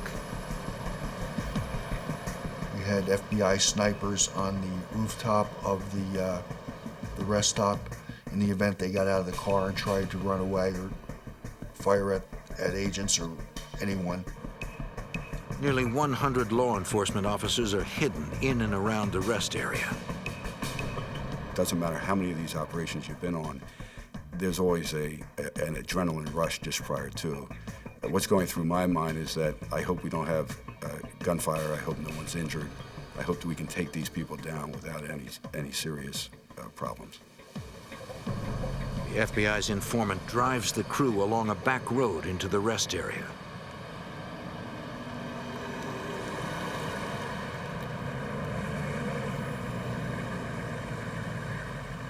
And the source parked exactly where he was told to park. And our plan was to disable their vehicle by ramming it with a tow truck, which would probably knock the firearms out of their hands, and then they would be confronted by the SWAT team. The FBI agent in the tow truck waits for the go-ahead signal, the undercover man leaving his car. The main concern of this whole plan was getting the source out of the car, the safety of the source. And once he got out of the car, I felt everything would be fine. But before the FBI source can get out of the car, Charlie senses that something is wrong. The informant's cover is in jeopardy of being blown. A wrong move now could cost him his life. You want to ride in the trunk or you want to drive the car? At a rest area in New Jersey, the FBI launches a sting operation to catch a gang of dangerous bank robbers. Gang leader Charlie Rodriguez senses a trap. He forces the driver of the car, an FBI cooperator, back into the car, preventing an FBI SWAT team from moving in. The undercover man is trapped.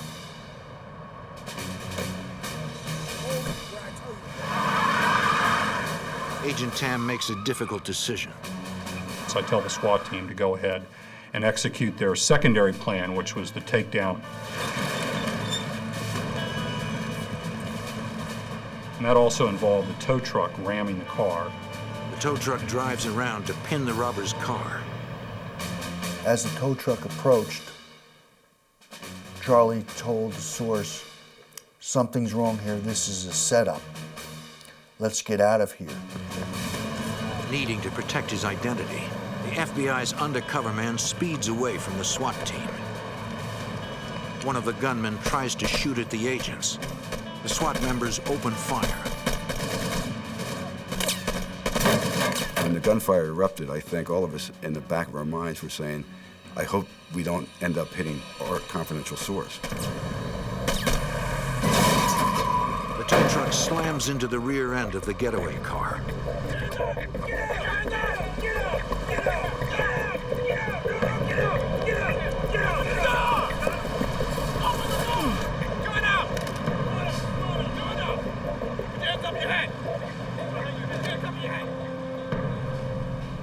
When it was finally over and we had these people safely in custody, I think everyone felt a tremendous amount of relief and satisfaction that it went down well. Incredibly, the undercover man has not been wounded.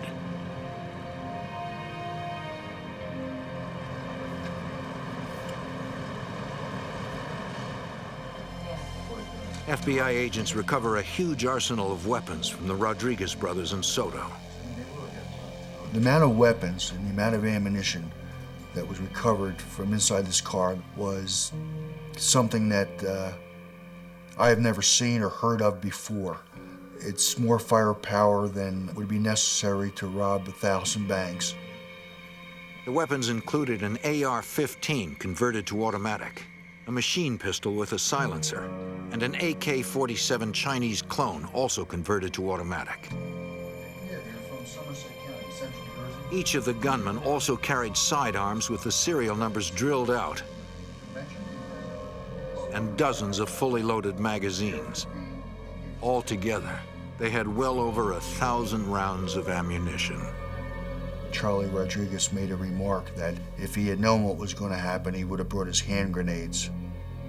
For them to actually have been arrested without anyone getting hurt with the kind of ammunition and the kind of weapons that they had in their person was an incredible feat.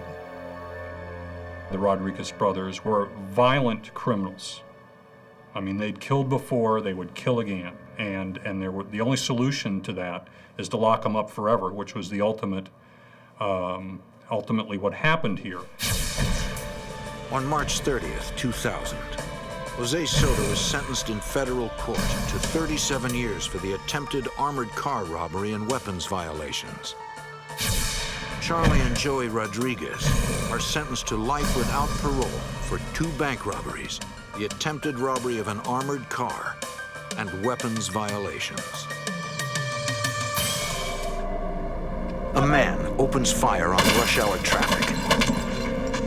A terrorist organization plots to overthrow the government. A member of law enforcement guns down an innocent woman. An armed bank robber strikes again and again. And a man abducts and kills a 17-year-old girl. As violent crime terrorizes the nation, the FBI must stop these criminals before they strike again. In over 100 episodes of the FBI files, we've witnessed criminals not only terrorizing their victims with violence, but plaguing our society with fear.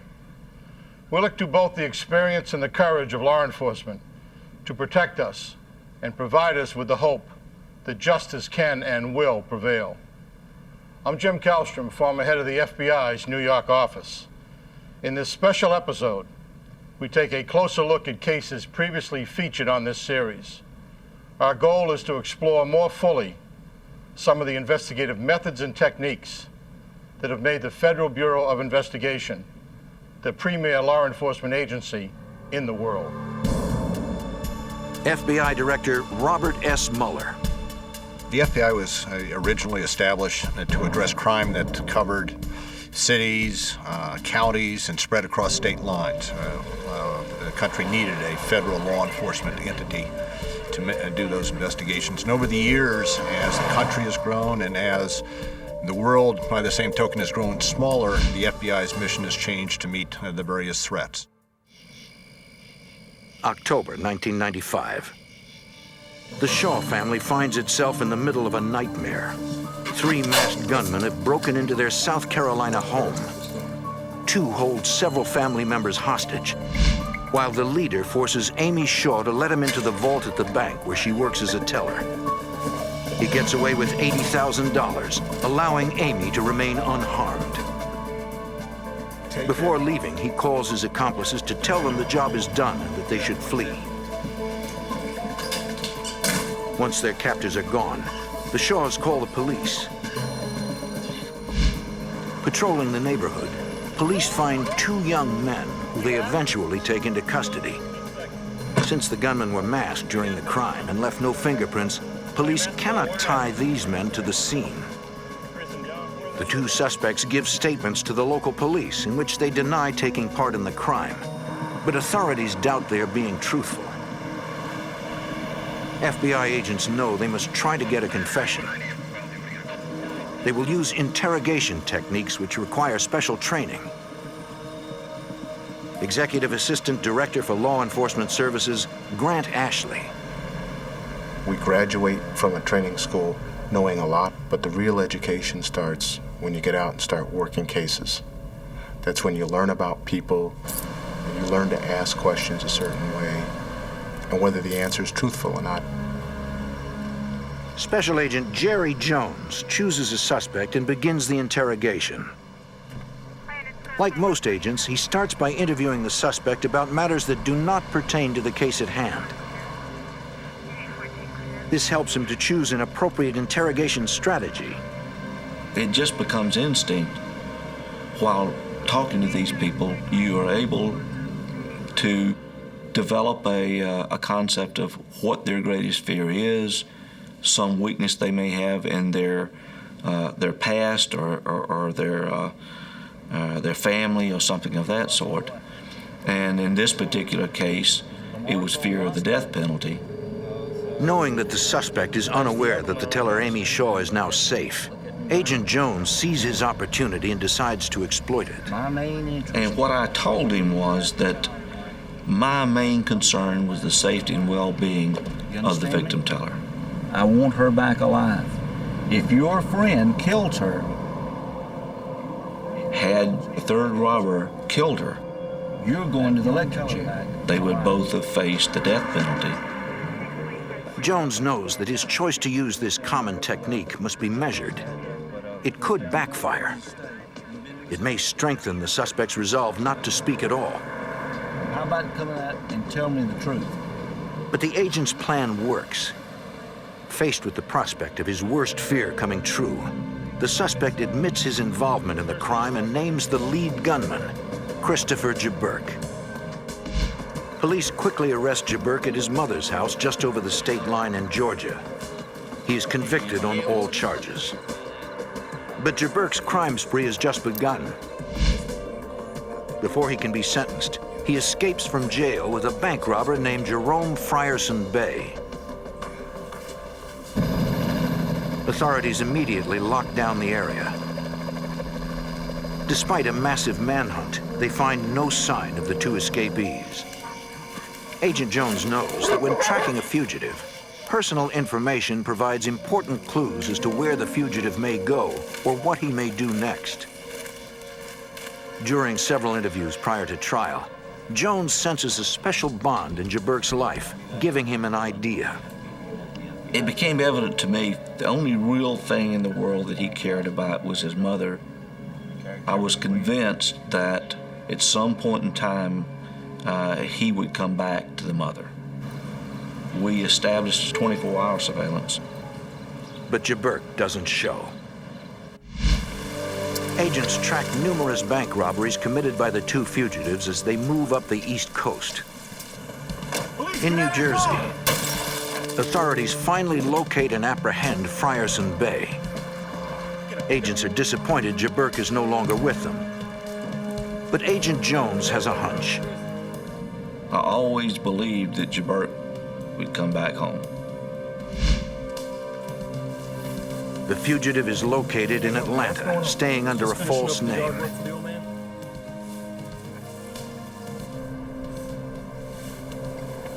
Jaburk is arrested without incident, returned to jail, and later sentenced to life in prison.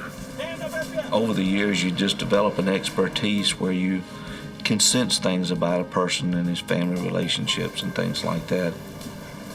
Agent Jones' individual instinct and experience were critical to bringing this case to a close. Sometimes it takes the efforts of an entire team to bring criminals to justice.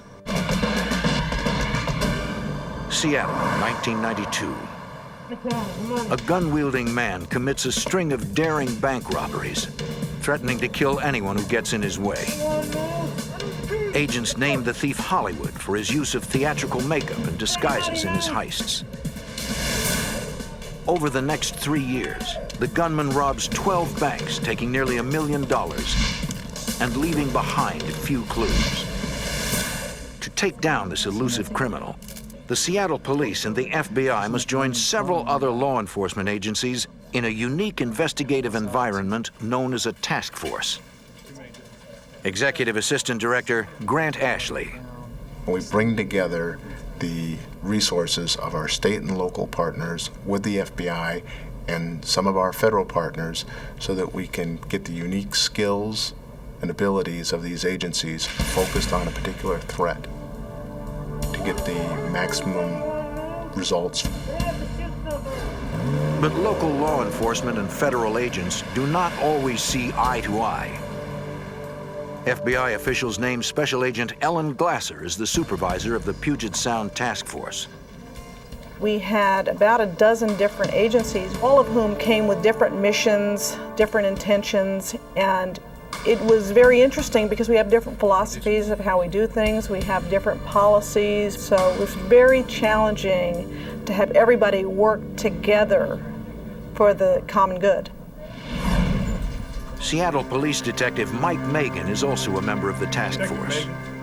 I looked at it myself as being a guest in the FBI's house. You know, there's a lot of respect given to them, but there was hurdles to be broken down, you know, the preformed opinions or judging a book by its cover. We had to put things aside, such as egos and attitudes, and who is going to always take the lead, and who is going to be the point man, and you know, are the officers going to play second fiddle? And we had to come to an understanding. The task force cannot expect to accomplish their mission if they cannot work as a team. We had to work on communications between task force members every day. They were very strong-willed people that were on the task force. And my philosophy has always been that if you put relationships first and work on relationships with people, working together, then the mission will take care of itself. With this philosophy, Glasser brings cohesion to the group. The task force is now working as one. Together, they determine the pattern and frequency of Hollywood's crimes, so they will be prepared to react quickly the next time he strikes. The effort pays off. On November 27, 1996, Hollywood is the prime suspect in an armed bank robbery. Through the combined efforts of the task force, police locate and corner him in a camper.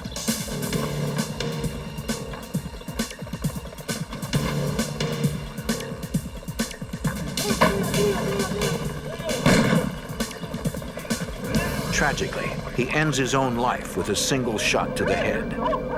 Even though people brought different experiences and different expertise to the task force, they were all able to blend and work extremely effectively together. FBI field agents often receive the glory for solving cases. But the highly skilled technicians at the FBI crime lab in Quantico, Virginia, deserve much of the credit. They are more than scientists in lab coats. They are creative detectives whose tireless work will often decide whether or not a case is resolved. Dr. Dwight Adams is the assistant director in charge of the lab. I knew I wanted to be a part of the FBI laboratory because it is a world-class facility. And you can look in the eyes of any individual in this building and you will see people who are very dedicated to performing at the very highest levels. And our only interest is in providing the truth, providing the most accurate, reliable, and unassailable results that we can. January 11th, 1982. California Highway Patrol Officer George Gwaltney calls in a possible suicide off Interstate 15 near Barstow.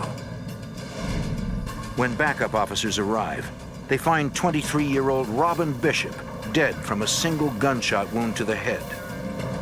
Police cannot find a gun at the scene, but they do find handcuff marks on the young woman's wrists. Clearly, this was no suicide. This was murder. In 1982, California Highway Patrol officer George Gwaltney reports the discovery of a suicide victim on the side of the road. But since the victim was shot in the back of the head, investigators on the scene conclude that it was murder. The victim's driver's license and registration are visible, as if they had been taken out for some reason. To rule out the possibility that a police officer killed the young woman, the lead investigator orders all area officers to hand in their service weapons for ballistics comparisons. One officer fails to do so, George Gwaltney, who insists his gun has been stolen. Gwaltney becomes a suspect when investigators find the dismantled frame of his police-issued .357 in his truck. Someone has removed the barrel, the one piece that through ballistics testing can forensically tie the gun to the bullet that killed Robin Bishop. Police also find a box of ammunition in Gwaltney's bedroom closet. It is the same brand of bullet that killed Robin. In late 1982, the state of California charges George Gwaltney with murder, but a deadlocked jury results in a mistrial. A second trial in Superior Court also ends in deadlock.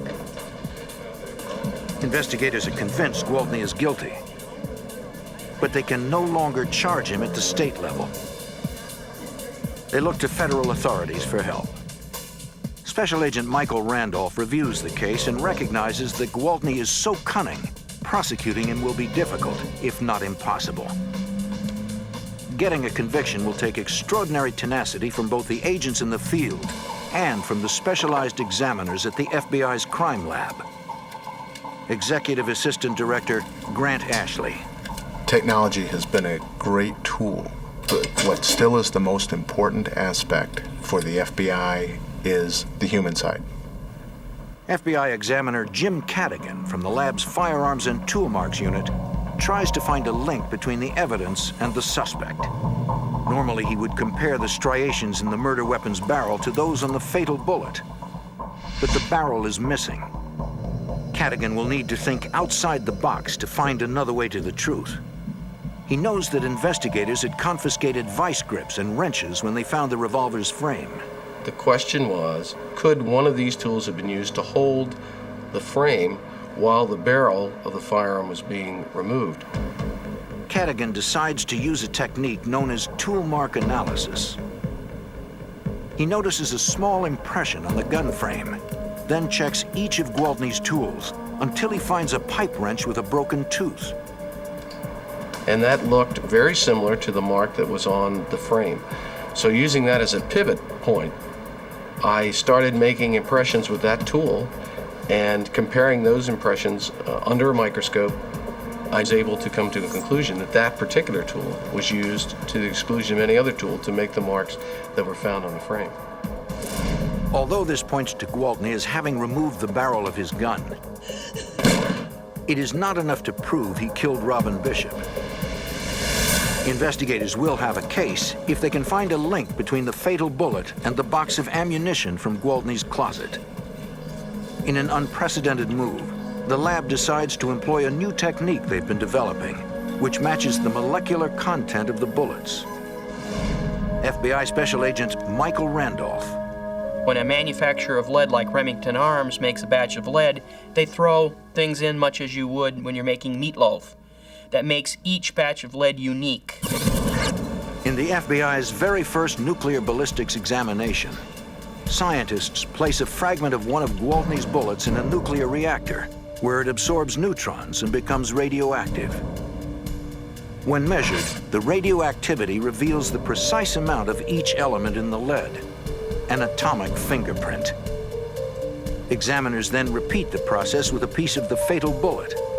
And lo and behold, we find approximately 27 rounds that are the exact match as the lead taken from the head of our victim. In January of 1984, George Gwaltney goes on trial, this time in federal court. Gwaltney is found guilty and sentenced to 90 years in prison. 12 years later, George Gwaltney died in prison of a heart attack.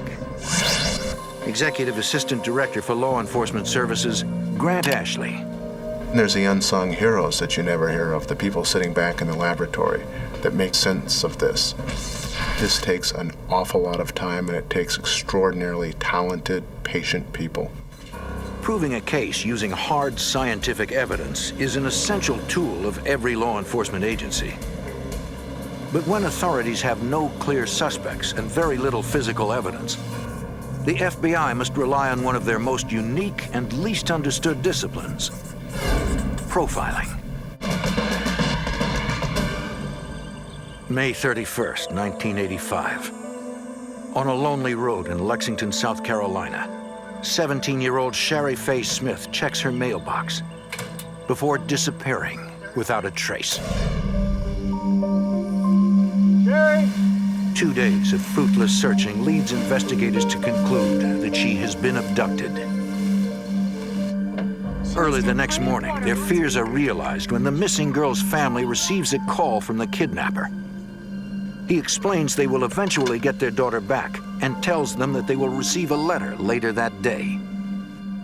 When the letter finally arrives, the family is horrified. Written in Sherry's handwriting, the document is entitled Last Will and Testament. In South Carolina, a young woman has been abducted. Her life is on the line, and investigators have no idea who the suspect is. In an effort to identify what sort of man would have kidnapped Sherry Faye, investigators call upon FBI profilers at the Investigative Support Unit in Quantico, Virginia. Profilers are veteran agents who receive specialized training in criminology and applied psychology. Retired FBI Special Agent John Douglas advanced the art of behavioral profiling for the FBI. For over a decade, he and others conducted interviews with convicted killers, arsonists, rapists, and kidnappers in various prisons around the country. I tapped through that memory of theirs that no one has ever tapped into before when they were perpetrating the crime. It takes time, but once I'm in there, I get tremendous information. Douglas and others cataloged and categorized their findings, creating a statistical database from which profilers can draw inferences about criminals based on patterns of behavior. I'm very much like a doctor in medicine, where I'm trying to come up with a diagnosis, and I'm going to rely on the thousands of cases that I've worked. I'm going to rely on the hundreds and hundreds of interviews of offenders who committed similar types of crimes. When creating a profile, Douglas needs to review all investigative materials, including preliminary police reports and crime scene photographs. You really need to have all the information relative to the victim. You have to do an analysis, a profile of the victim. You ask yourself the question, why was this victim the victim of this crime? And then you look at the way the crime was perpetrated, the low-risk crime or high-risk crime. When someone asks you a profile, what they're looking for are physical and behavioral characteristics, which includes age, race, sometimes body typing, educational level, occupational type. Sometimes it may include right down to the type of vehicle the person will be driving, may include the overall behavior of the subject, whether or not he's very, very rigid, obsessive compulsive on one extreme, to being very, very sloppy and careless on the other. And so it can include sometimes as many as 100 characteristics in the overall profile.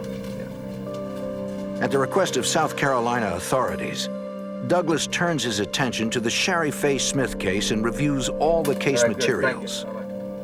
What made the case unique was that we have a subject who's communicating with the family, which is very, very rare, very, very unusual. I felt good about it because when you have a communique, whether it's a written communique or a verbal communique, you can do an analysis of that, and it begins to paint a pretty nice picture of the type of person we should be looking for. It was as if he followed a script that was written out beforehand. Here is someone who will be very, very rigid, very, very orderly, very, very tight. After scrutinizing every detail of the abduction, Douglas White generates male. a 22-point profile. The subject is likely a male with a prior criminal record and lives locally. The nature of the criminal beast is that they will perpetrate crimes and they will, as well as dispose of crimes in areas where there's some type of familiarity. Douglas also believes the abductor has feelings of inadequacy and compensates for that through violent actions. He feels like nothing. He feels like a nobody. And how can this nobody, this personality, this person who's probably overweight, low self-esteem, unattractive, how can he become a somebody? He'll go after victims that there was no chance that he would ever come in contact with someone like a Shari Faye Smith. And so for the first time in their life, they can be powerful. 2 days after the kidnapper's last communication, he calls the family with specific directions to where they can find their daughter. Listen carefully. Take Highway 378 west to traffic circle. Turn left at white frame building. Go to backyard. 6 feet beyond, we're waiting. God chose us. Investigators race to the location, hoping to find the young girl alive. When they arrive, their worst fears are confirmed. Shari Faye Smith is dead. The body, having been exposed to the extreme heat and elements for several days, is so decomposed it makes determining the exact cause and time of death impossible. To the profiler, the detailed directions to Shari's body, as well as the condition of the crime scene, provides further insight into the suspect's mind.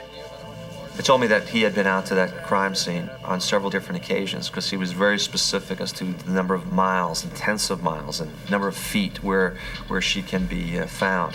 It also told me that he had some criminal sophistication because I believe what he did is he waited for her to go into advanced stages of decomposition, which would make it more difficult for law enforcement to determine cause and method of death. On the evening of Shari's funeral, the killer calls again and asks to speak to her sister, Dawn. Hello? This thing got out of hand, and all I wanted to do was make love to Dawn. I've been watching her for a couple of weeks. To who? In a chilling moment, the killer uses Dawn's name in place of Shari's. Investigators brace themselves for the possibility that this killer may be turning his murderous obsession towards Dawn.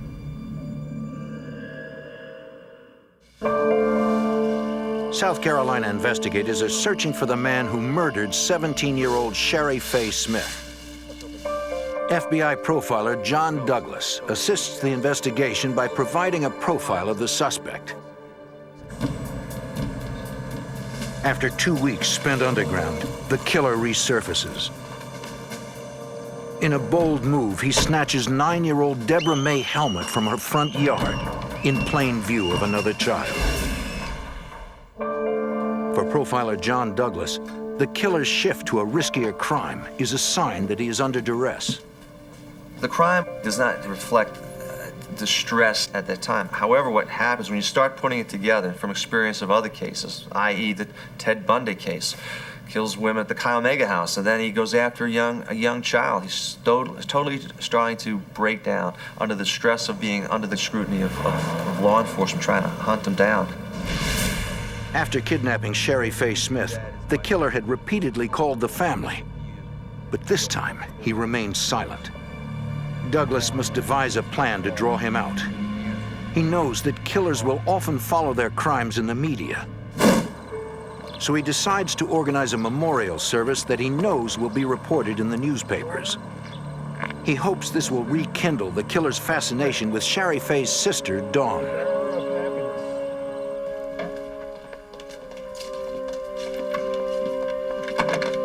The kidnapper takes the bait and makes a call to Dawn. You can't be protected all the time. Okay, God wants you to join Shari Faye. It's just a matter of time. Then, before hanging up, the killer gives Dawn a series of directions. Okay, listen carefully. Go 1 north, turn right. Deborah Mae is waiting. God forgive us all. Investigators follow the directions. There, they find the body of 9-year-old Deborah May Helmick. Douglas suspects the killer will likely try to abduct Dawn. Meanwhile, forensic scientists use a process known as electrostatic detection to read invisible indentations on Sherry Faye's last will and testament. The information leads investigators to a suspect, Larry Gene Bell, a local blue-collar worker. Police interview people who know Bell. In learning about him, investigators find that he matches Douglas's profile exactly. Authorities arrest Bell. Forensic evidence and Douglas's profile help convict Bell of both murders. He is executed on October 4th, 1996. In this case, Douglas was instrumental in identifying an unknown killer. Profilers can also confirm suspicions about known suspects. In 1983, Alaska state troopers are investigating the state's first serial killer. Dozens of women, mostly exotic dancers and prostitutes, have disappeared. Many are never seen again, but some turn up in shallow graves with .223 caliber shell casings nearby. The state troopers have a suspect, a local family man, Robert Hansen. A year earlier, a prostitute had told the local Anchorage police that she had been abducted and tortured by Hansen before she was able to escape. Anchorage police officers interviewed Hansen's friends, confirming his alibi. They searched his house and car, but found no evidence and suspended the investigation. Investigators felt that Hansen, who owns a local bakery, was too unlikely a suspect. But when the state troopers learn of the prostitute's report, they believe he may be the serial killer they are searching for. Investigators contact FBI Special Agent John Douglas for help. And this wasn't really to do a profile. Here they have a suspect, so what you do is you do a personality assessment of this individual and some of the circumstances around him to see whether or not this person has the capability, the capacity, the propensity for violence. The fact that the killer had murdered so many meant to Douglas that he has the means to function unnoticed in the community, someone who works independently. Since the bodies were recovered in remote areas of wilderness, the killer could possibly be an avid outdoorsman. Hansen fits the profile. He is both a small business owner and a recreational hunter. Since he preyed on prostitutes and exotic dancers, Douglas concludes the killer would have low self-esteem and had probably grown up feeling like an outcast. Hansen was unattractive. His face was all pockmarked, had a speech impediment, which probably caused him a lot of problems as a kid growing up. After reviewing all the case materials, Douglas concludes that Hansen was indeed capable of murder. If investigators are to prove Hansen's guilt, they'll need physical evidence. To obtain a search warrant for Hansen's home, they'll have to convince a judge of what they will find there. You want us to ask a question first? The profiler's role now switches from confirming suspicions about a suspect to helping investigators develop a search warrant. Authorities know they need to look for the gun that left the .223 caliber shell casings found near the bodies. They ask Douglas if there is anything else to list in the warrant. We're dealing here with a serial killer. It starts off as fantasy. And one of the things to keep the fantasy going after the crime is they take some type of a memento. We call them either souvenirs or trophies. Something belonging to the victims. It doesn't have to be anything expensive. It could be a cheap watch or costume jewelry. And what they'll do is that they'll keep this. They're not going to keep this out in open view. They're going to secrete this in places within the house, under a crawl space if they have it, or up in the attic under insulation. Douglas helps prosecutors write the affidavit, which swells to 48 pages. A judge approves the warrant. During the search of Hansen's house, investigators find the trophies Douglas suggested would be there, including the business cards of some of the victims. They also find several weapons. Among them is a .223 Ruger rifle. Ballistics testing proves it is the gun that fired the shells found near several of the crime scenes. Confronted with all the evidence, Hansen finally breaks. He confesses to murdering 4 women and is sentenced to 461 years with no chance of parole. While a profiler provides a psychological picture of a criminal, agents in the field use their instincts, experience, and deductive reasoning to get inside the mind of a suspect to uncover motive. On the morning of January 25, 1993, a lone gunman opens fire in front of CIA headquarters in Langley, Virginia, killing 2 CIA employees and injuring several others. In 1993, the gunman unleashes his fury with an AK-47 outside CIA headquarters, killing 2 and wounding others in a hail of gunfire. FBI Special Agent Brad Garrett arrives on the scene and attempts to piece together a motive for the attack. The first thing you do when you walk into a crime scene is, what's the obvious? Well, the obvious is this appears to be directed towards the CIA. It might be directed towards the individuals that were shot. But it was clearly somebody wanted to make a public statement during a rush hour traffic.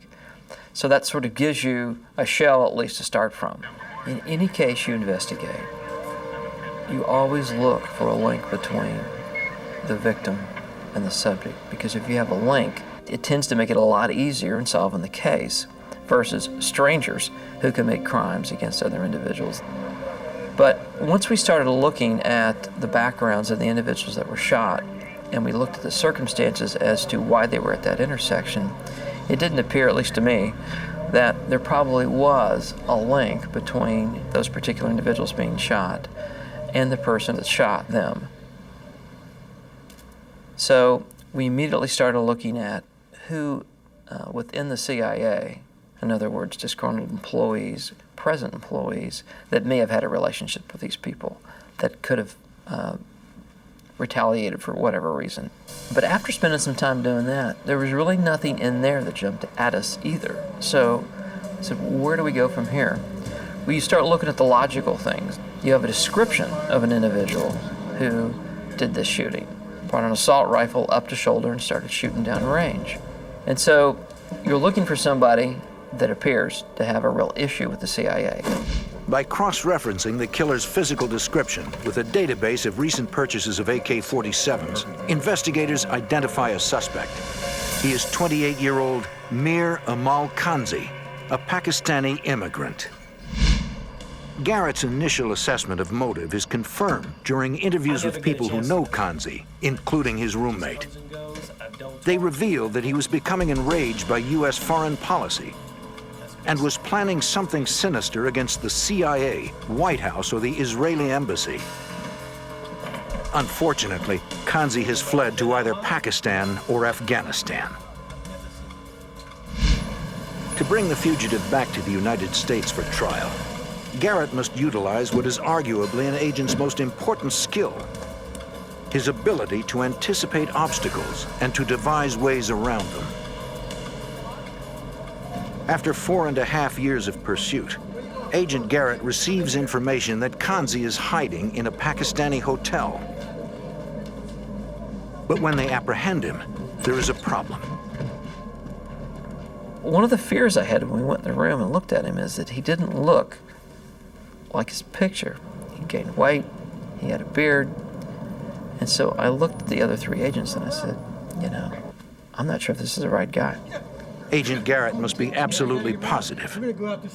Without properly identifying the suspect, he cannot bring him back to the United States. I did not want to leave that room without being convinced in my own mind that the individual that was handcuffed on the bed was, in fact, Mir Amal Kanzi. The only way for Agent Garrett to make a positive ID is through fingerprint analysis, typically the job of highly skilled lab specialists who are thousands of miles away in Washington. Fortunately, Agent Garrett had thought ahead. I went to FBI headquarters to the latent fingerprint section and worked with one of the experienced latent fingerprint examiners who actually took the 10 fingerprints of Mr. Kanzi, then we actually studied them over several days and learned all the unique characteristics so that I would be able to identify him by fingerprints once we found him. Beautiful world. Now Garrett must put that training to use. He was handcuffed, face down on the bed. And I took a fingerprint ink pad and hit his thumb with the ink. Then I took a white piece of paper and then hit his thumb onto the white piece of paper. So then I hit his thumbprint. I got on the floor of the hotel with a flashlight, a magnifying glass, and his prints. It's a match. Thanks to Agent Garrett's foresight, he can now bring a suspected terrorist back to the United States for prosecution. Mir Amal Kanzi is found guilty of murder, malicious shooting, and using a firearm in the commission of a felony. He is sentenced to death and is executed in 2002. Special Agent Brad Garrett's unique training and experience helped him close this case. But sometimes an agent's greatest asset is his ability to adapt to new situations and think on his feet. Executive Assistant Director Grant Ashley. These are people that want to win. They aren't here just to get a paycheck. 1985. In the hills of Arkansas, an army of extremists plot to overthrow the U.S. government. They spread a doctrine of hate, murder, and genocide, launching death raids on churches and synagogues. Federal agents must dismantle this heavily armed militia without igniting a bloody war. The FBI follows a trail to the compound of the Covenant, the Sword, and the Arm of the Lord, or CSA, a violent group of white supremacists. The compound is heavily fortified, and the men inside are armed with grenades, dozens of automatic weapons, and even a powerful anti-tank rocket. Investigators need to serve arrest and search warrants. But unlike most circumstances where a SWAT team would be utilized, this situation is more delicate. Reports confirm that innocent women and children are inside the compound. With hundreds of lives in the balance, there can be no margin for error. Authorities working the case do not have the expertise or manpower to take on the CSA. And the U.S. Constitution bars the military from aiding in a civil investigation. The FBI decides to send a highly trained tactical group called the Hostage Rescue Team, or HRT, the Bureau's equivalent of the Army's Delta Force. The HRT acts as a counterterrorism unit within the borders of the United States. In 1985, Special Agent Danny Colson is the commander of the HRT. The HRT basically are assaulters. It's their job to go into a crisis point and neutralize terrorists and rescue hostages. But this was not that type of situation. These people were very well armed. They were very formidable. And we wanted to avoid a shootout. To serve the arrest and search warrants safely, Colson needs to adapt to the circumstances. With their traditional method of attack out of the question, they devise a different approach. The very reputation of the FBI was dependent upon this case, and we believe that without any doubt the best way to do this was to surreptitiously set a perimeter, which would be very dangerous and difficult, but certainly less dangerous and difficult than doing an assault on that compound. During the first phase of the operation, reconnaissance teams penetrate the compound's perimeter in the dead of night. Using handheld and airplane-based sensors, they avoid roaming CSA patrols. After 10 days of scouting, an HRT sniper team reports a CSA patrol is about to unwittingly stumble across their position. As team leader, Colson must make a split-second decision that could affect the lives of hundreds of people. In 1985, the FBI is closing in on the CSA, a right-wing paramilitary organization based in Arkansas. Over 200 agents secretly surround their compound. FBI snipers report a CSA patrol is about to discover them. FBI hostage rescue team leader Danny Colson must act quickly. He knows if he makes the wrong move, a bloody war could ensue. His decision is surprisingly bold. I said, you hail them, you yell at them and tell them you're the FBI and tell them to go back inside. And everybody kind of looked at me like, ooh, why don't we grab these two guys? And I didn't want to do that. Colson's tactic is calculated for maximum effectiveness. I wanted to scare the daylights out of these guys. But I also wanted them to understand that if I gave them an order, they had to follow it. I wanted them to get in the habit of following my orders or the orders of my team. And secondly, to show them that we weren't there to hurt them. The sniper alerts the roaming patrol and orders them back inside. They comply. But now the CSA knows the FBI is outside their compound. The standoff begins.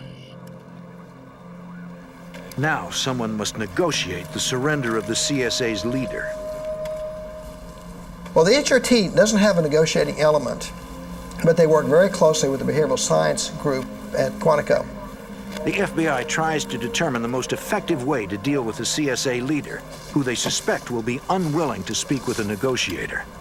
He would only talk to the HRT commander. It would be commander to commander or general to general. The FBI's policy on negotiations has always been that leaders never negotiate. The leader of the HRT, a on-scene commander, never, ever, ever negotiates. To have the leader negotiates takes away some of your techniques. You can't stall for time. You can't play good guy and bad guy between the negotiator and the commander. Nevertheless, the FBI decides they want Colson to take on the role of negotiator, since that is their only option. I wasn't comfortable with that. I'm a tactical person. I had been a sniper and I'd been a SWAT team member and a SWAT team leader and trained as an operator. And I was not trained to be a negotiator. And I didn't know that I could pull that off. I'd much more comfortable going in after the guy than trying to talk him out. But they were adamant that it had to be done like that. Through his experience in observing negotiations and some quick on-site training, Colson is able to adapt to his new position. The CSA leader makes first contact when he calls the FBI's command post and speaks with Agent Colson. We talked on the phone for a few minutes about things we wanted to do. He offered to me that he'd be allowed to come out because he wanted to personally talk to me and see me, but he also be allowed to go back in, which I agreed to, which was total departure from FBI policy. And we made a quick contact with FBI headquarters because I was getting ready to violate FBI policy by having a badly wanted fugitive, a terrorist, in my hands, essentially, and then let him leave. And went up then went to the assistant director of the criminal division. In a word, he approved it, said, yes, do it. After a series of face-to-face meetings, the CSA leader emerges from the compound. He tells Colson that while he and many of his followers are ready to surrender, there are those who wish to fight, and he cannot control them. And he said to me, I need help. He said, there's a man that's our spiritual leader, and I need his advice, and I need his help to convince people that's the thing to do to come out. And I said, who is this? He said, it's Robert Millar.